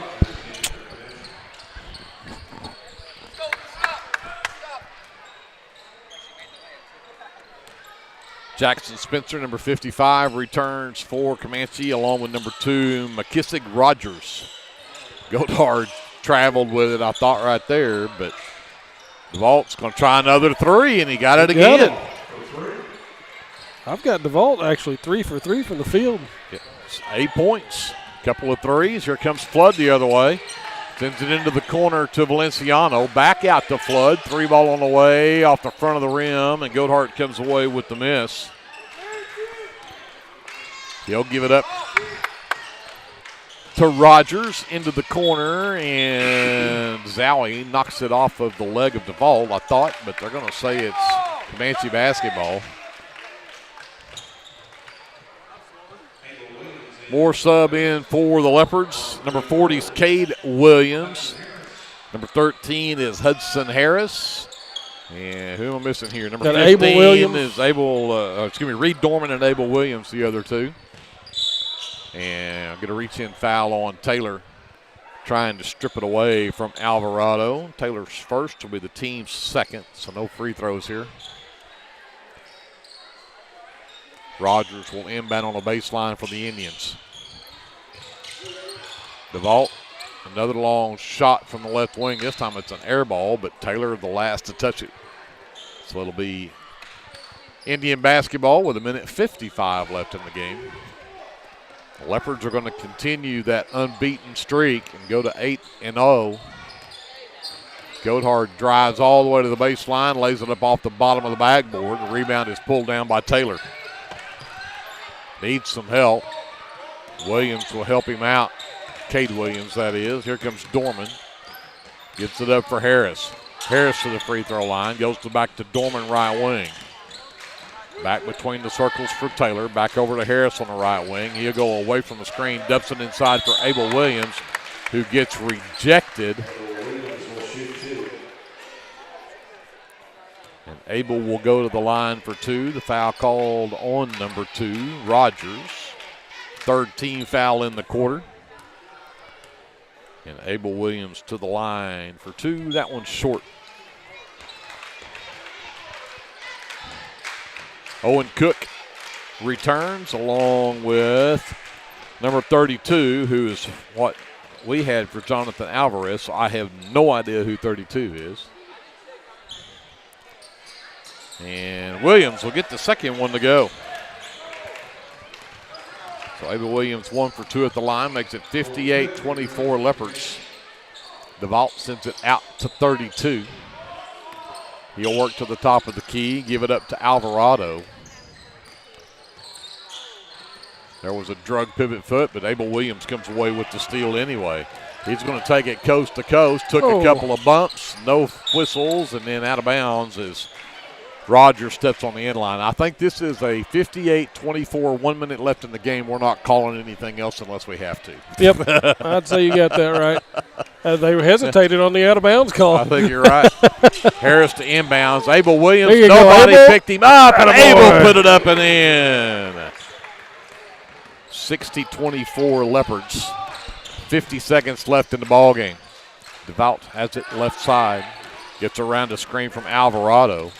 And Taylor with the knockaway and the run-out steal. Layup at the other end. He missed it.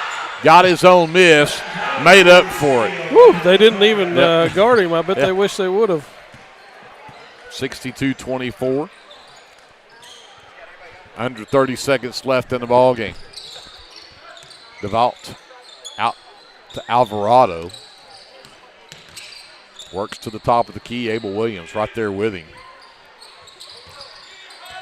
Right wing, DeVault steps in, and a reaching foul going to be called on number 14, Abel Williams.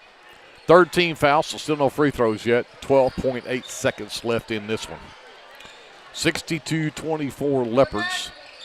Cook gets the inbounds, turns around on Taylor, and he traveled with it. So the Leopards just need to run off the final 10 seconds here, punch win number 8 in, and go to 8-0 on the season. Comanche will drop to 3-5. And the Leopards, there you have it.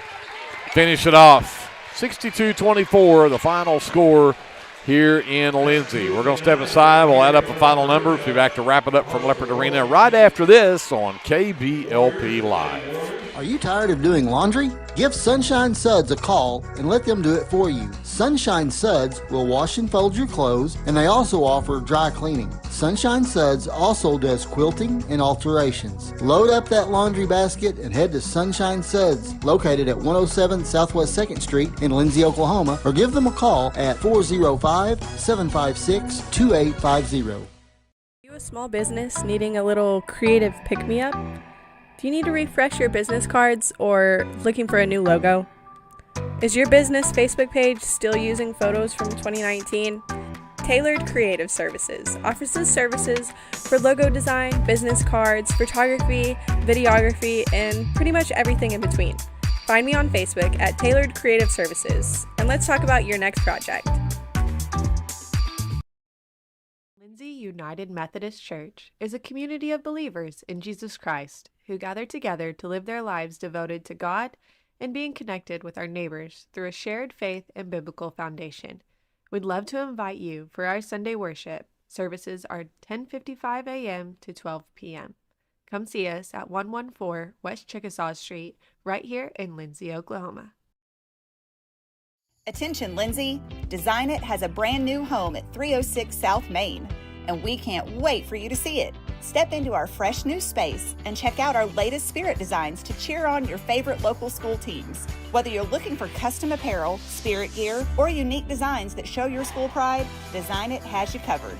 Come celebrate our new location today at 306 South Main Street in Lindsay, because at Design It, school spirit starts here. American Exchange Bank, right here in Lindsay, is a locally owned and operated community bank that believes in just that, you, a community of fellow leopards. We love our customers. We feel very grateful for each one. So if you are looking for a safe place to put your money, need help achieving that next dream project, or are simply looking for a different banking experience, give us a call at 405-756-3101. We look forward to serving you each day. Member FDIC, and equal housing lender.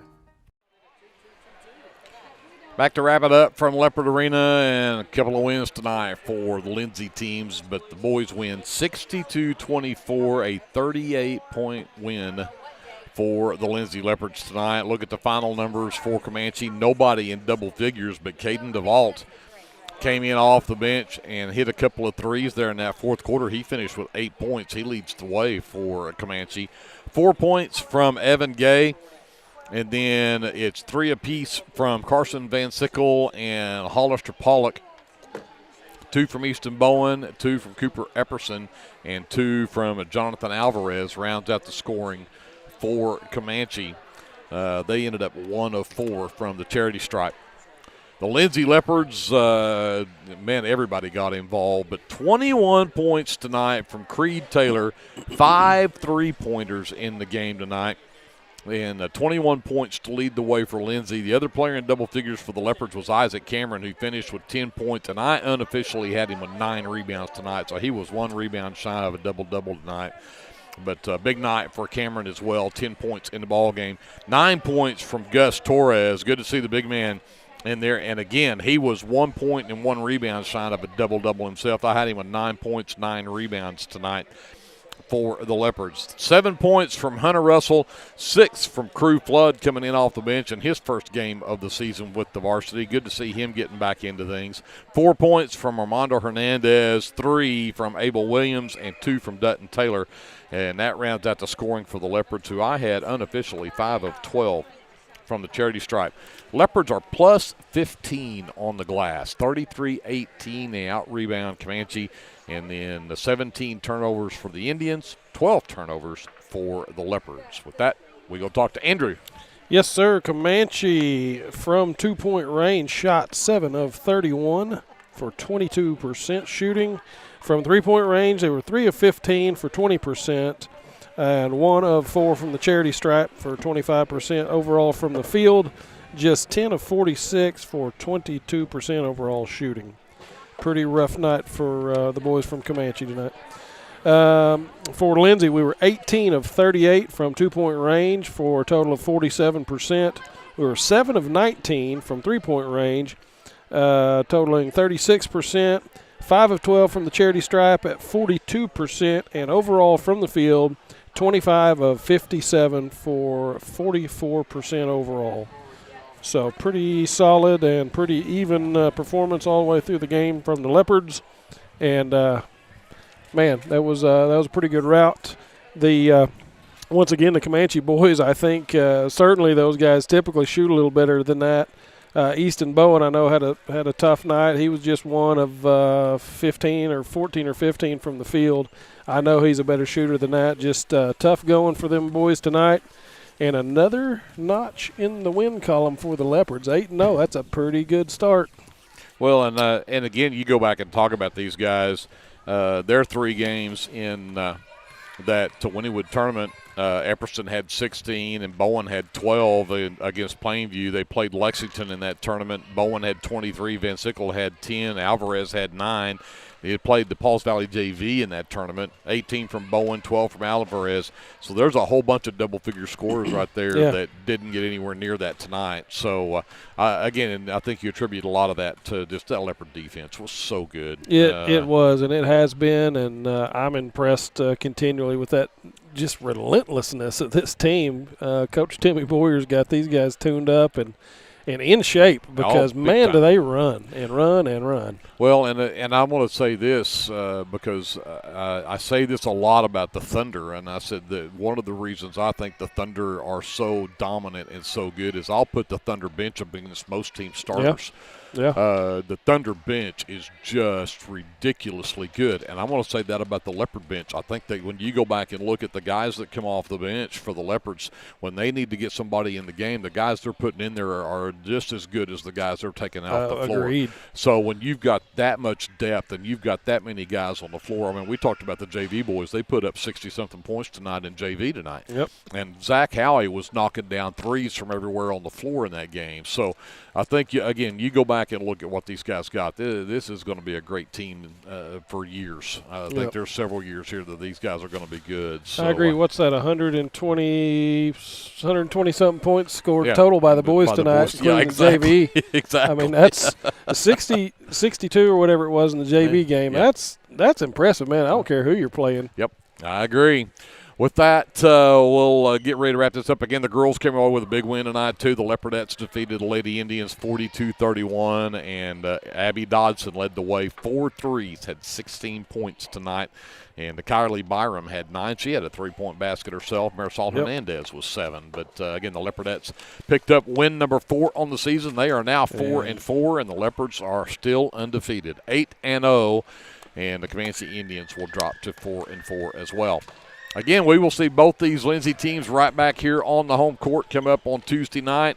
The Washington Warriors and Lady Warriors will be in the house, and that is always a tough game and always a tough matchup. And the Washington teams are just as good as they always are. Yes, so, sir. We'll have our work cut out for us then. And don't forget, Thursday, Friday, Saturday, the Charles Scott Haley Classic coming up here at Leopard Arena as well. So like you said, we get to camp out here at home for a few Yes, games. we do. And I like it. And I think that if we can work out the logistics, I think we're going to try to stream several of those games, even while we're not here commentating throughout the day, so you can tune in and at least hear We can at least watch the it, game, yeah. See a single camera view of what's going on anyway for the games outside of Lindsay. But hopefully we can bring you all of the Lindsay Leopard and Leopardette games during that tournament. That is our hope anyway.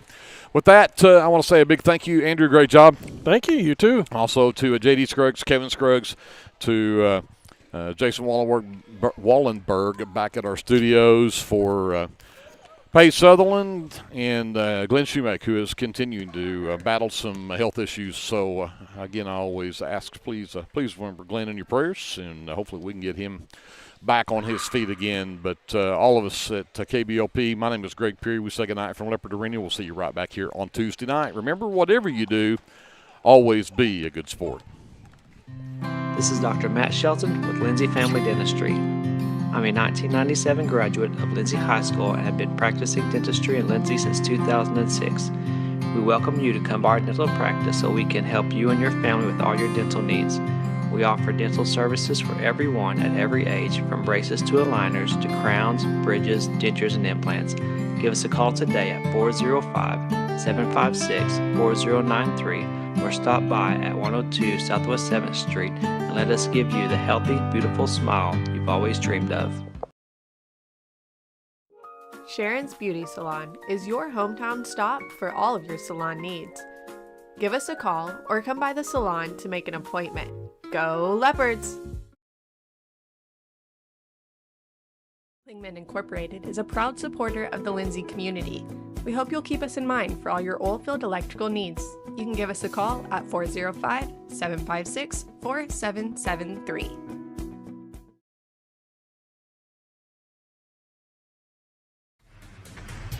At Rural Electric Cooperative, we're committed to providing electric power and opportunity to the many areas our members call home. That includes supporting youth programs that teach life skills and build character. With REC, you're more than a customer, you're a member owner. And that's why we're always working hard to provide you with the most dependable electric power possible. As a Touchstone Energy Cooperative, REC is dedicated to providing the best service possible and supporting the communities in our service area.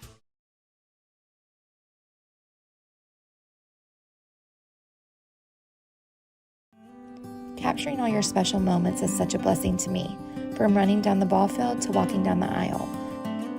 Call or text Photography Blessings by Lacey for all your photography needs. 405-428-0305. Go Leopards and Leopardettes.